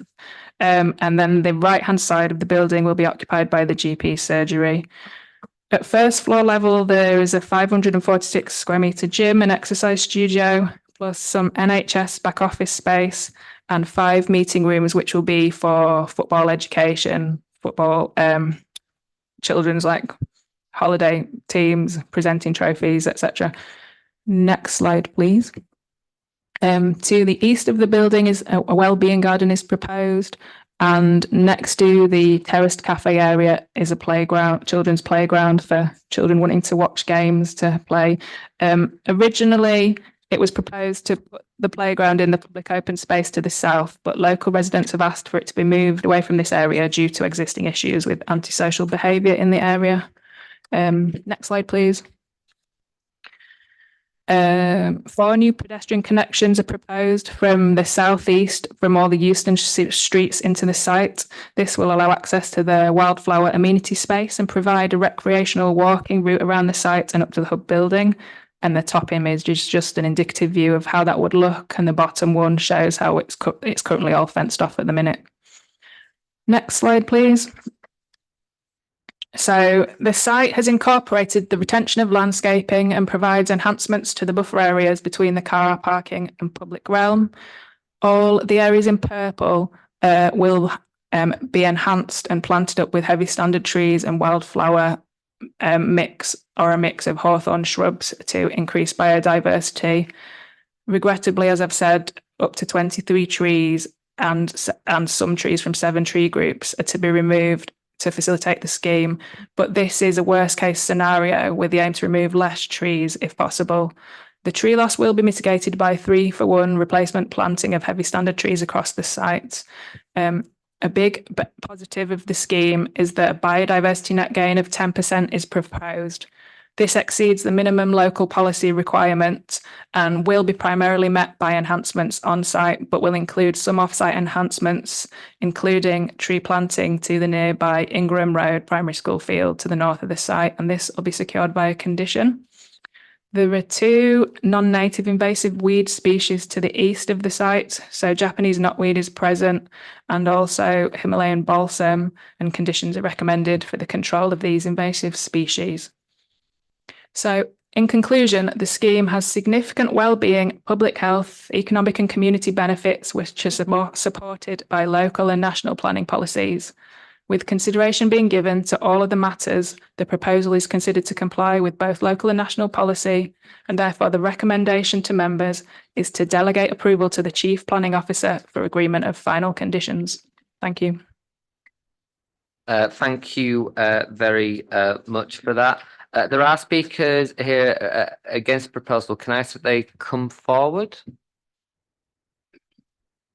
Right. On the basis that they're not here, can I seek some advice, bearing in mind we had people here who were going to speak in for? Would you mind giving some advice, please, Nikki? Oh.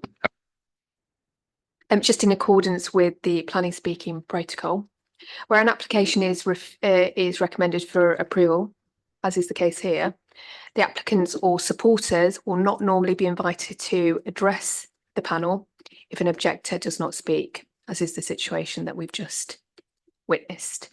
Unless in the chair's opinion, the panel are likely to move against officer recommendation. So in this instance, because the objector is not speaking, the rights for those applicant or supporter are not engaged. Thank you very much for that.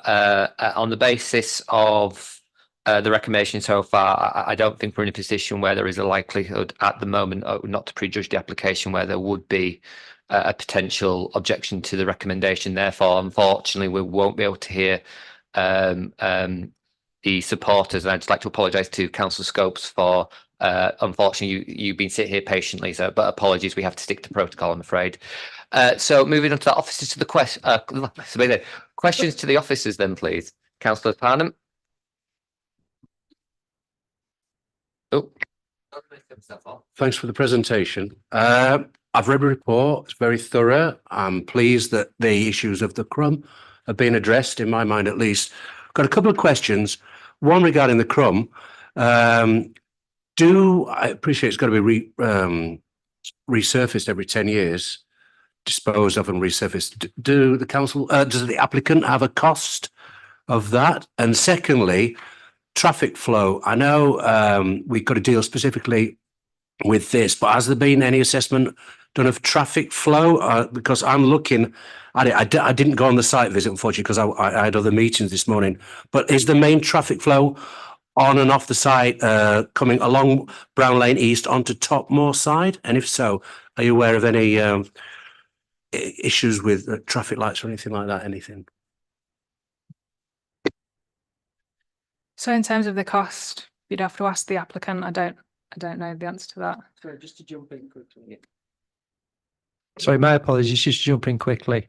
We've already said that unless there were very special circumstances, we won't be bringing forward the speakers, but actually it's not really a material consideration, the cost, Councillor Parnham. I don't know whether you're referring to laying it, removing it, disposing of it. Yeah, well, at the end of the day, it's not really a material consideration. It's for the applicant to sort that out, and they are the responsible owner, as it were, in terms of dumping it. It's their problem.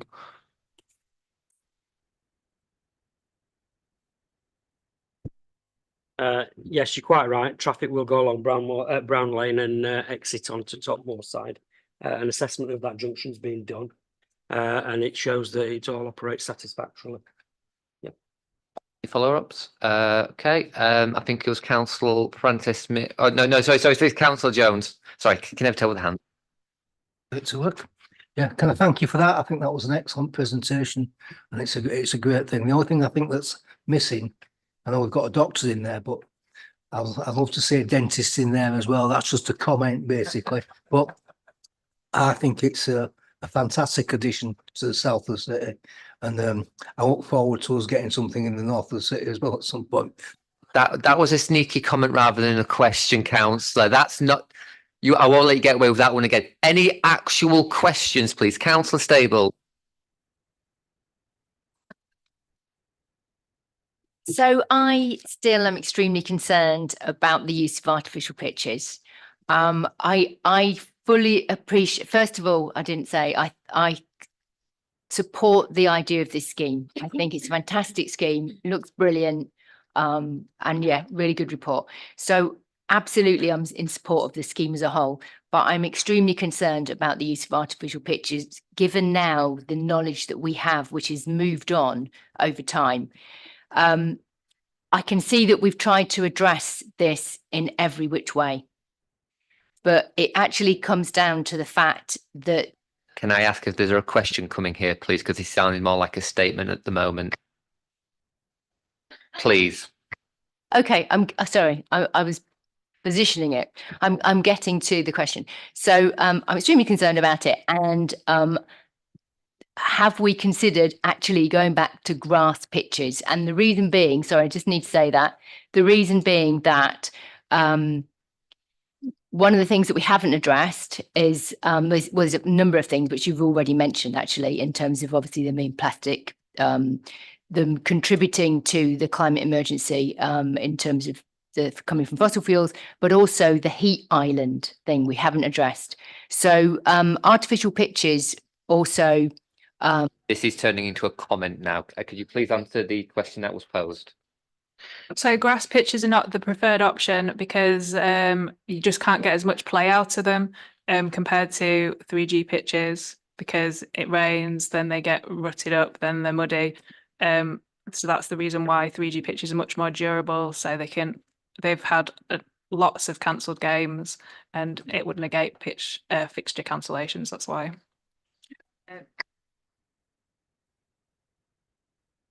In terms of any other alternatives, as I've said, this is what they're putting forward is rubber crub. So that's what we've got to assess. Yeah, you can if it's a specific question, but you will be able to obviously make your comments on the comment bit later. So I'm not going to stop it yet. If it's an actual related question, please.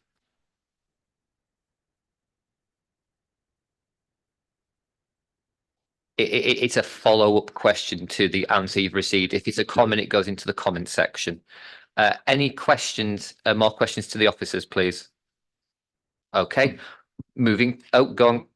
Oh, we're going to cover, okay. Moving to comments. Now this is where you can make your comment, Councillor Stable, and then I'll come to yourself, Councillor. I remain. Oh, I did Councillor Stable then yourself. Okay, so. Sorry. So yeah, my comment will be that what I said before, that I think this is a fantastic scheme, absolutely brilliant, completely in support of it, except for the artificial pitches, because technology, not technology, the knowledge around this has moved on significantly. So the EU have now banned them, and EU won't have banned them for, lightly. They will have done a lot of research around this and looked into the reasons for doing that. So they're extremely concerned about the use of them. The UK are, as been said, going to be looking at it as well, but they're not going to report back to 2025. We're just behind the curve on this. So the research has already been done. It's been looked at by the European Union, and for all the reasons that have already been stated in terms of that uses fossil fuels, and therefore it's contributing to carbon emissions. And, and I've already said previously that we as a council are absolutely in support of trying to reduce climate change through all the actions that we take. So we need to be considering this in every decision that we make. So that's one of the reasons. The other reason is recycling has been talked about. So, the point was made that it's given to a contractor to take it away, and it's their responsibility how then that's handled. The situation in this country is only 10% of these pitches are currently being recycled. We just don't have the facility to do it. So there's no guarantee that this plastic that's produced is then actually recycled. A lot of it's being sent out to Turkey. And then there's all the stuff about all the issues about microplastics, which is a real concern, which I know we're trying to mitigate against. And I really appreciate the effort that's been put into this, but I don't still feel confident that there won't be any microplastics that will get into our water system, which will affect the fish, will affect biodiversity, and ultimately gets back to the human chain and is entering our bodies as well. So there's an impact to health as well. So I can't support this as it is with 3G pitches. I would completely support it if it was grass pitches.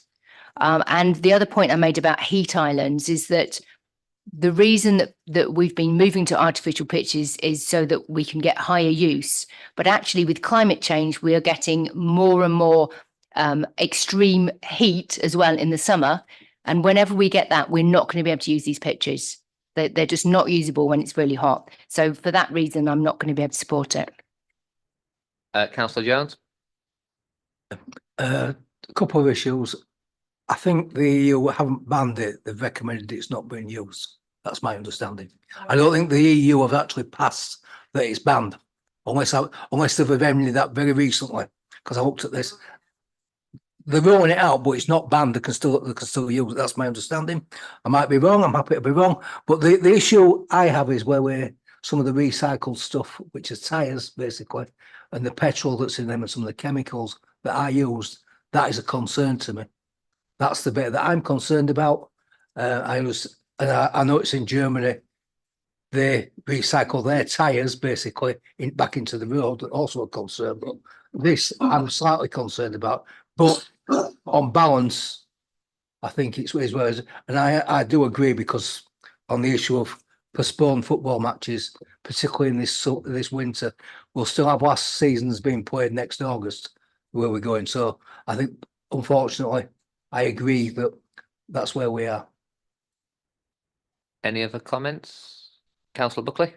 Yeah, I'd just like to make a comment. You talk about technology moving forward, and all right, this artificial pitch situation at the moment isn't actually very ideal, but technology moves on, and when this pitch runs out, for example, even before, the possibility of replacing it with something more environmentally friendly could arise. So it's not necessarily there might be a problem now, but in the future, as I say, you might have an alternative to what's on offer now.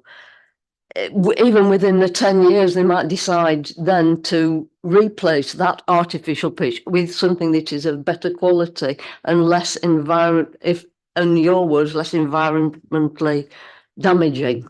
Thank you. And yeah, Councillor Francis Mayor. I just want to say I think the proposal is fantastic, and I think it's the first one that would be in a Leeds area. And I think the people, the community of South Leeds actually deserve something like this, because the rest have all been in outer Leeds areas. So thank you. Councillor Panham. Just a very quick one on accessibility to the site. So basically going back to what I asked about accessing onto the road, how far is the main road, and is there any opportunity? That's a question, sorry, not a comment. You're on comments now, councillor. Any comments? I'm just going to say one thing very briefly. You know, we've had a lot of these over the course of the last probably 18 months to 2 years in relation to the material. I would just ask members to be mindful of the information that's been given by officers that actually are here to make a decision on planning related matters and not areas that are covered by other statutory bodies. And on that, if there's no other comments, I suggest that we move to the vote. So all those in favour of the officer recommendation. Oh, do I need to propose it first? Sorry, I always forget this. It's been a long day. Can I have a proposer first? Okay. And a seconder? Councillor Hussain. Okay. Then moving to the vote. It's been a very long day and still one left. All those in favour?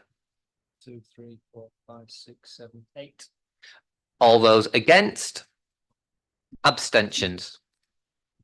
Thank you very much for that. Moving on to the last substantive item of the agenda now. Thank you for everyone's patience.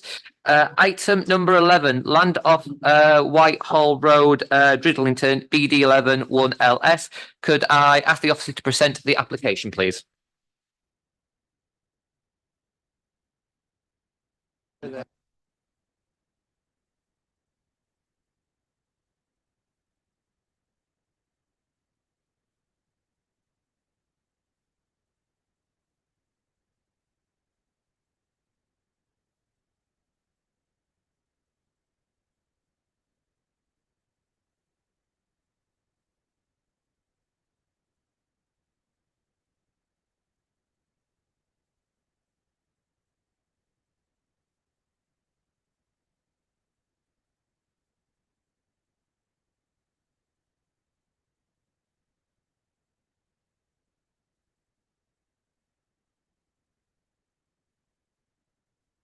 No, not aware. We sort of missed it. Potentially Mr. Daniel Russell.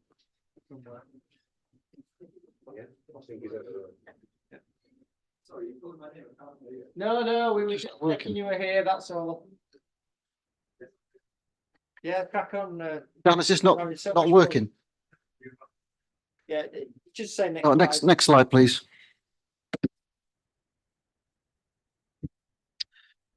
Yes, finally, last item. This item is brought to panel at the request of one of the ward members for reasons set out at paragraph 1 of the report. It was also the subject of a site visit this morning. The site in question is up on the screen. It's a green field site on the edge of Driglington. At the bottom of the screen is the A58 that runs along the south side of the site, and then there is back lane which runs along the eastern side and round towards the back. Its previous use, it's been used, I think, as a market garden to cultivate flowers in the past. There are a number of trees along the site frontage. This is an older historic photo, actually, so some of these trees have actually been removed. But there are a number of trees that are quite important along the frontage on the A58 and certainly towards the rear as well. There are also a number of listed buildings dotted around the site as well, which I'll come on to shortly. So as well as the greenfield site in question, the site also includes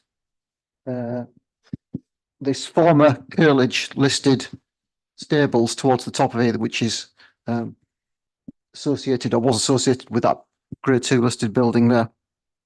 In terms of adjacent land uses, it's predominantly in a residential area on the edge of Driglington. Next slide, please. The proposal is for the conversion of the Curledge listed building to form 2 dwellings and the development of the green space to provide 10 detached dormer bungalows. All of those would be 3-bedroom dwellings. Now, the applicant states that those dwellings would be aimed at the over 55s, but we have no mechanism to secure that. Next slide, please. This is a plan which shows the existing trees on site along the frontage.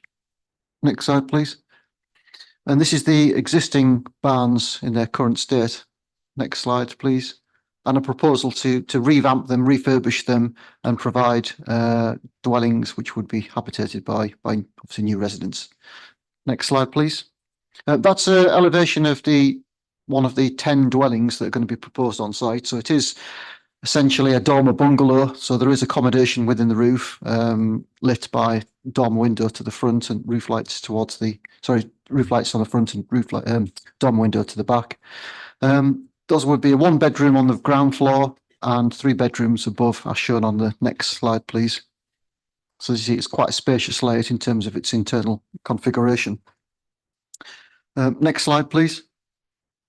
That's a plan just showing the landscaping layout. So at the bottom, the trees which are annotated with the brown circles, those would be removed from the scheme. It's also worth pointing out that a TPO has been served on this site, so all of the trees within the site are now protected by a tree preservation order, but that doesn't necessarily preclude their removal through a planning application if considered to be appropriate. Next slide, please.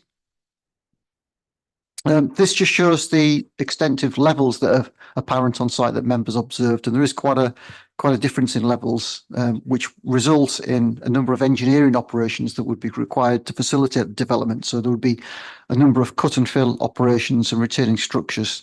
So quite a significant engineering operation to develop this site. Next slide, please. The next one's just show some artist impressions of the development. So that's a view from the A58 looking into the site, and back lane is the road that goes off the A58 to the right. Next slide, please. Again, that's a view internally looking within the site. Next slide, please. And another view as well. Next slide. And this is a view of an aerial view, which obviously you wouldn't get as a human, but it just gives you a bit of an understanding of the context. This slide is out of date in that the application did come in as pairs of semi-detached properties, but it's now been amended to all detached properties. Next slide, please. This is a plan which shows the historical, I suppose, nature and significance of the area. The areas or the buildings that are highlighted in yellow, they are listed buildings. The yellow one's been grade 2, the red one is grade 1 listed.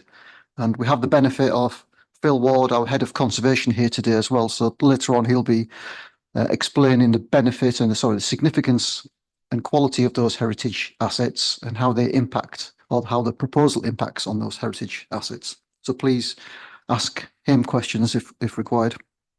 Next slide, please. That's just some historical photos of what used to exist on the site. So you can see it was cultivated and used for the growing of flowers in the past. Next slide, please. And that's a view of Lum House, one of the Grade 2 listed buildings.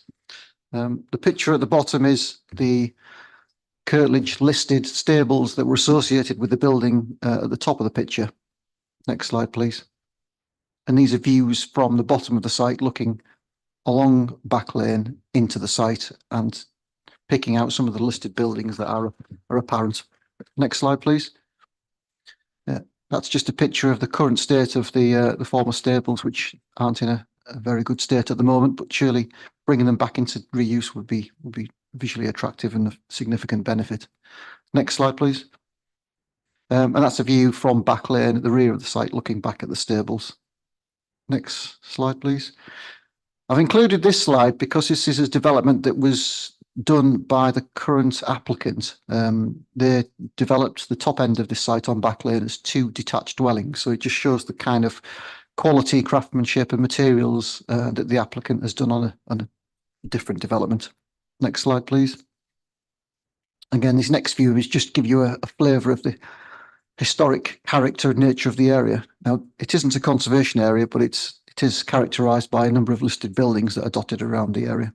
Next slide, please. And that's one of them. That's the Grade 1 listed building. Next slide, please. The next slides just show views over the site. Next slide, please. And again, looking up Back Lane, the wall on the left-hand side, part of that would be punched through to create an access point into the site. So there's no vehicular access from the A58. It is from the Back Lane road, which is more of a secondary road. Next slide, please. And again, a new view of the site. You can maybe get an idea of the difference in levels there as well. Where the digger is currently positioned, that there was a copper beech tree there before the TPO was served, and that's been removed over the recent year or so. Next slide, please. And again, another view showing the difference in levels. Next slide. And again, a view from the A58. Next slide, please. And again, looking back at the site. Now, clearly, the listed buildings are more visible when there's less leaf foliage there, so which is in winter, and they are partly obscured during the summer months. Next slide, please. And again, another view looking back down towards the A58. Next slide, please. And again, another view from the A58 looking into the site. So in terms of the issues, really, those are contained within a detailed report that you've got before you. But just to draw out those main issues, in terms of the principle of residential development, we look at policy H2 within the core strategy. Part of that consideration that we assess is whether we think the site makes a valuable contribution to the character of the area. And in our view, that site does make a positive contribution. We have got a sufficient supply of housing sites across Leeds. It's not an allocated housing site, so it's not relied on in terms of housing delivery. You know, we make the distinction that it does make that positive contribution, so there's no automatic right that needs to be released for housing. So in principle, we're not supportive of housing per se. There are also a number of heritage issues as well, which we're concerned about and which Phil Ward can elaborate on as well. There are also issues concerning the loss of trees as well, the impact on ecology, the poor levels of amenity for future occupants in terms of outlook, privacy and amenity space, not least because of the engineering works and retaining structures that are going to be carried out. We're also concerned over the impact on spatial character because of the proximity of houses to each other. And that also the inadequate affordable housing and green space has been provided as well. That said, there are positive elements, most notably the reuse and the conversion of the former stables building, which brings back a heritage asset into an attractive and viable new use. There are objectors against this development that live locally, and there are supporters in favour of it who don't often or don't live as local, who support it on the basis of the barn conversion and its housing for over 55s. Since the publication of the panel report, we've got a representation submitted by the applicant's legal representative. And And what they essentially say is the email that they've submitted references a site meeting which took place between the applicants and council officers, including myself, Mr. Butler and Mr. Ward, who are here this afternoon. References made to the applicant wishing to submit revised plans, and that the LPA has some discretion on whether to accept them. And a legal example was referenced. However, in officers' view, that's not a comparable example to the current application. The letter then goes on to request that the LPA accepts proposed amendments to the scheme, and members of the plans panel defer this application to enable suitable consultation and consideration of an amended scheme. His client is sympathetic to the LPA's position in terms of pressures on officer time and resources. However, the current approach has implications on his client's business. There's also been 2 further letters of objection from a nearby resident raising similar issues, and they're concerned about the land in front of the former barn is visually poor. It is recommended for refusal for a number of reasons set out in the report. But before ending, I would just like to hand over to Phil to talk about and describe the heritage assets, their importance, and how they impact on the development per se. Thank you. Good evening. The development site is in the setting of 5 listed buildings, and that includes Lum Hall, which is a Grade 1 listed building. Grade 1 listed buildings represent the top 2% of all listed buildings, so it's very important. It was built circa 1614 and is a fine example of a yeoman clothier's house in the Halifax tradition. It's unique in our district, and it has affinities with other houses elsewhere in the West Riding, and is distinguished by the porch with the rose window, which I think you saw in the picture. Yeah. And Lum Hall has 3 associated buildings, former farm buildings, which are all Grade 2. And then there is Lum House, which is a Grade 2 listed building. That's an early 18th century house, again a yeoman clothier's house. And then there's the old vicarage, which is a non-designated heritage asset. They are heritage assets which aren't designated but have sufficient heritage significance to be material considerations in planning decisions. There it is. That's Lum Hall, which is Grade 1. And the development site contributes positively to the setting of those listed buildings and the non-designated heritage asset. Those who went to the site meeting this morning may have appreciated the views from Whitehall Road, the glimpse views between the trees along the boundary, over the paddock towards the listed buildings and the NDHA, which sit on a plateau. And the landscape and the listed buildings blend together to give a very, very fine view. I call it picture postcard stuff, really. But in addition to that, the existing situation with the paddock, which was a former agricultural field, illustrates the historical use of those buildings. Historic England said that the site is the context to illustrate the agricultural economy associated with the post-medieval West Riding clothiers' houses. There was a mixed economy of cloth and agriculture.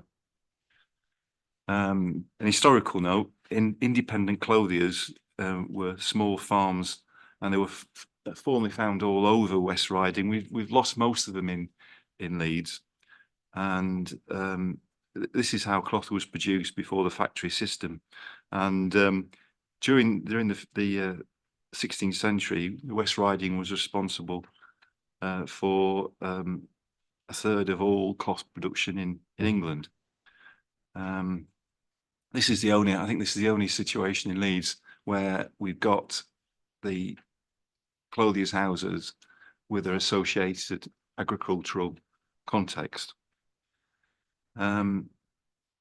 Do you want me to say a bit about the impact? Phil, sorry, I'm going to intervene here. It's been a very long day. Yes, I'm and not, yeah, no, I just no, no, want- sorry. And I'm that's talking been, about the impact. no, that's really helpful, but Yeah. I'm just thinking much of this could be covered by questions to yourself. That's okay. So thank you for that. So there is a speaker against the office recommendation. Please, can you come forward? You will have up to 4 minutes to present your case, and I believe that's Daniel Russell, which is the agent.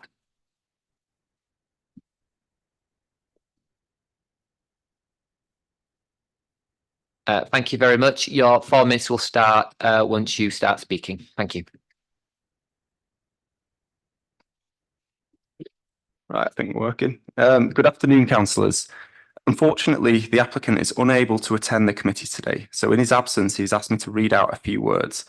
On April the 2nd, Mr. Stone received an email from the area planning manager, which stated, "I have visited the site and therefore do understand the concerns raised. A small development in the southwest corner has been suggested as an alternative, as it has potential for development whilst minimising the impact on the open area and views/setting of the hall and other surrounding buildings."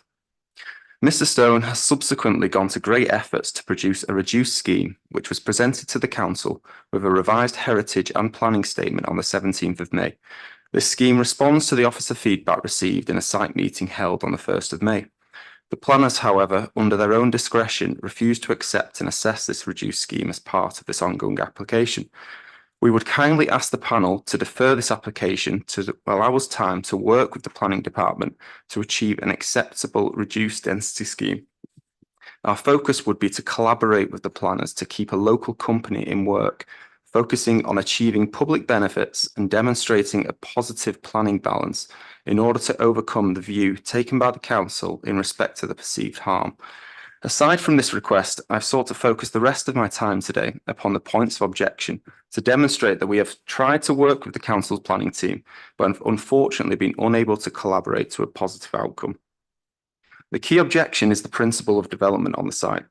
This has been refuted on the grounds that the site makes a valuable contribution to the character of the area.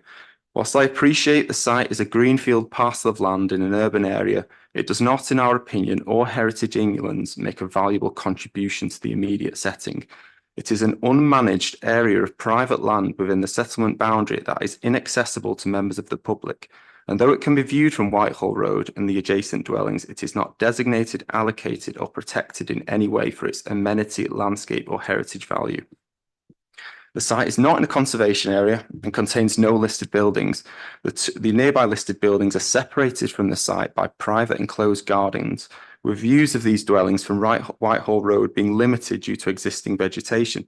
Historic England visited the site and were presented with the scheme and were supportive of the design and layout.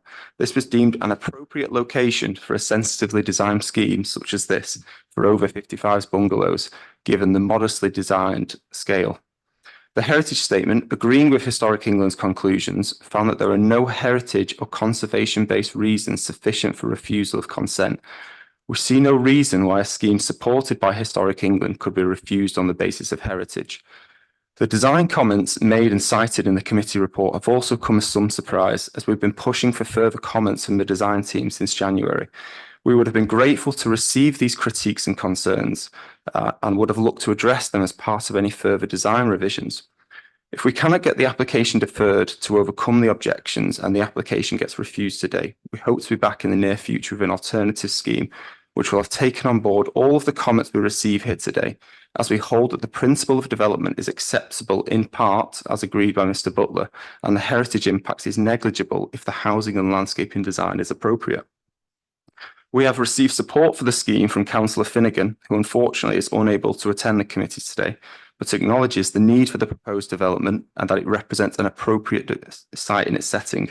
He also appreciates that the construction company is based locally in Berkenshaw and is composed of a workforce who live in the surrounding towns and villages. The proposed development, if approved, would result in public benefits aside from the economic and social benefits of further investment and housing for the area, including affordable and/or specialist housing and the retention of a dilapidated heritage asset in the barns, which are slowly going to ruin and unviable to redevelop in isolation. Thank you very much. At this point, sorry, Steve. Yes, Chair. And it's a bit unusual, but I really do feel that I need to dispel a myth that's been perpetuated here by Mr. Russell. Firstly, just to check the date of the email that you're referring to, please, because I think that was inaccurate. But can you just remind me? Yeah, well, that's way before I actually got involved in this, to be honest with you. But when we had the site meeting on the 2nd of May, 1st of May rather, we discussed at length these issues about the possibility of an alternative development in one corner of the field. This had been raised by Phil Ward as a possible option, but only to overcome the heritage assets and issues that had been raised. It didn't have any recognition whatsoever of the H2 elements that's been referred to by Adam. The following day, on the 2nd of May, a note of meeting, because it was a difficult meeting on site, the following day, a note of meeting was prepared by me, and there's a longer version of this, but I've got the gist of it here. And I put in that I reminded the applicant, Mr. Stone, of the advice he'd been given in 2019 and 2022. 2019 went to 20 odd paragraphs, of which probably only one had any positive elements in it. Then the 2022 one, which was actually done by Mr. Ward to my left here, actually raised the significant concerns and pointed out the actual in principle objection to the development of this particular field. But then going on from that, the email that I've got in front of me, it says that these remain the council's primary in principle concerns that were discussed at length on the site yesterday. In addition, this site is not allocated for development, and Leeds City Council has the benefit of a 7-year housing land supply. So there is no urgency from the council's perspective to bring this site forward for development currently. Other issues were discussed as you explored how you would mitigate the perceived harm, such as the cut and fill required on the wider site to create development platforms, possible access of Whitehall Road, creation of a roadway across the site from Back Lane to access a smaller development, reducing the number of dwellings, changing the design and height, and additional planting. Unfortunately, none of the suggestions in the council's opinion reduced the perceived harm and in most cases raised more concerns. However, at the end of the meeting, 2 in principle concerns remained from a council point.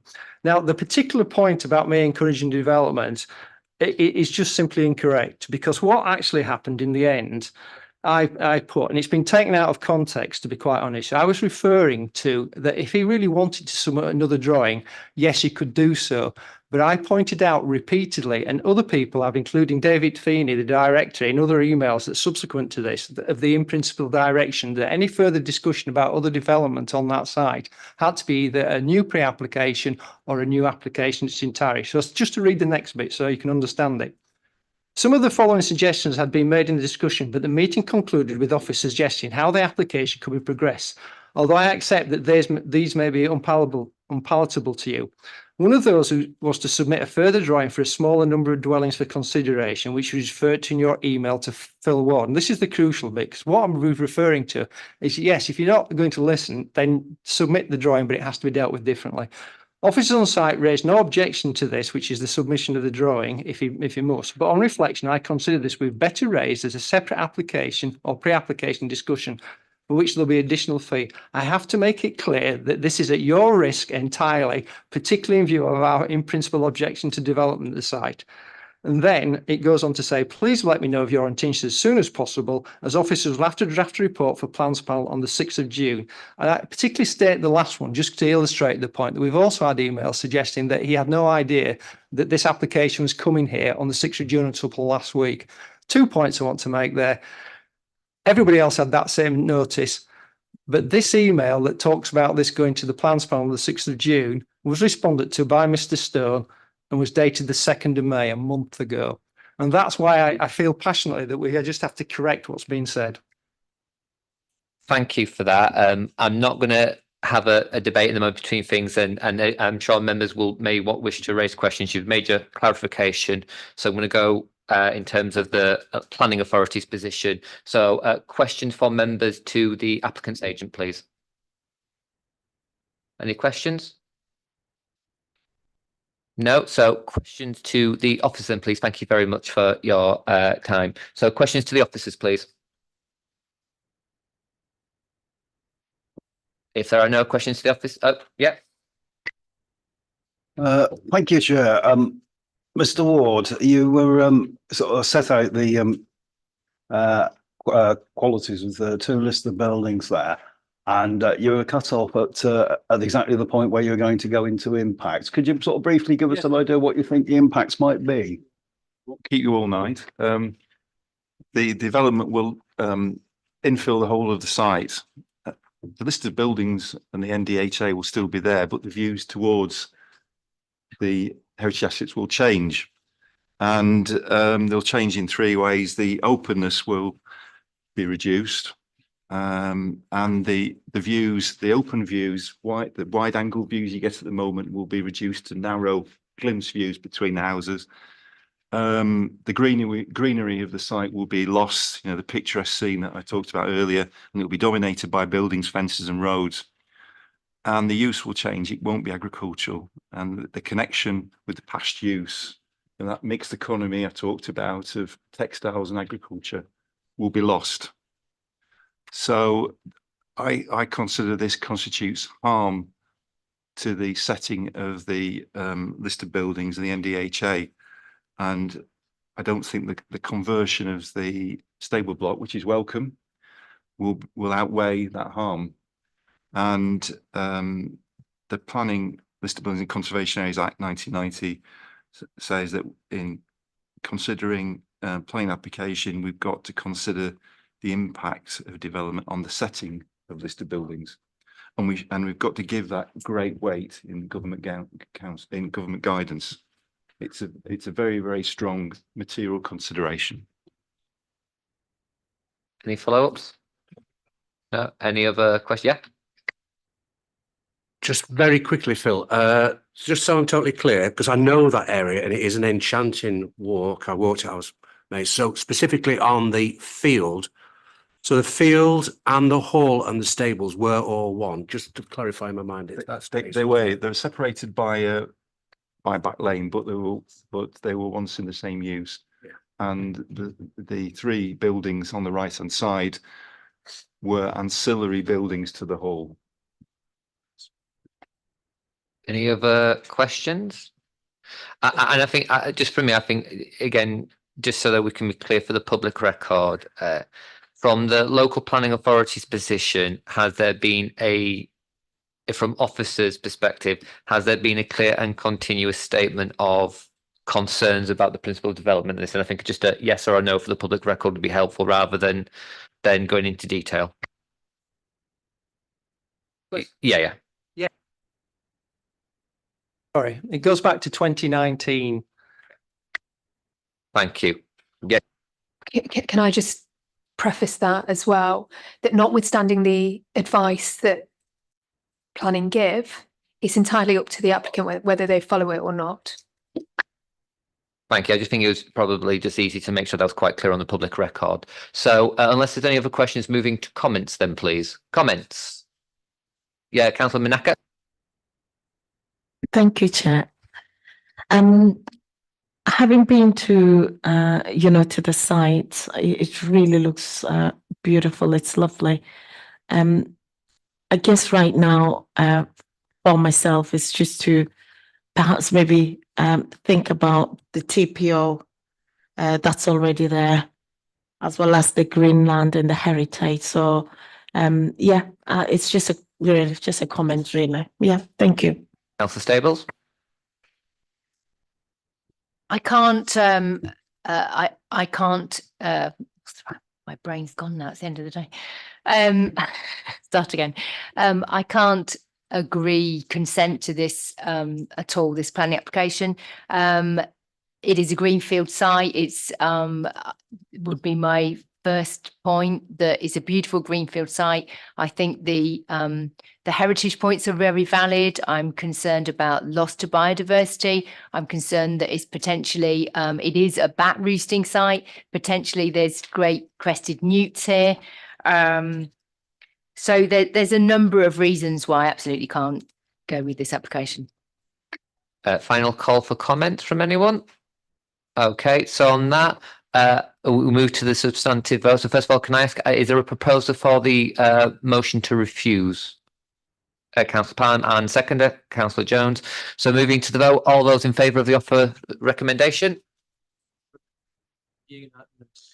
And just for good practice, any against? Any abstentions?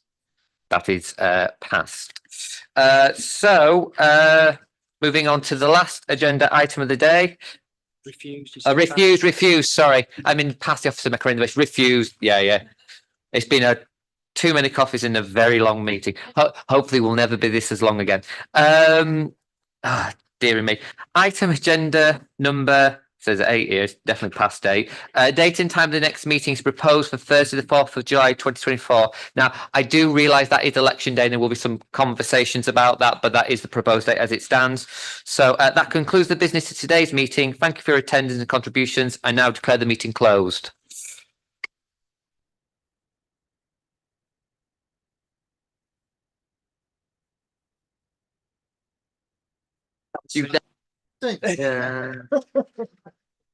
But no, I think you did very well. I think when you talked about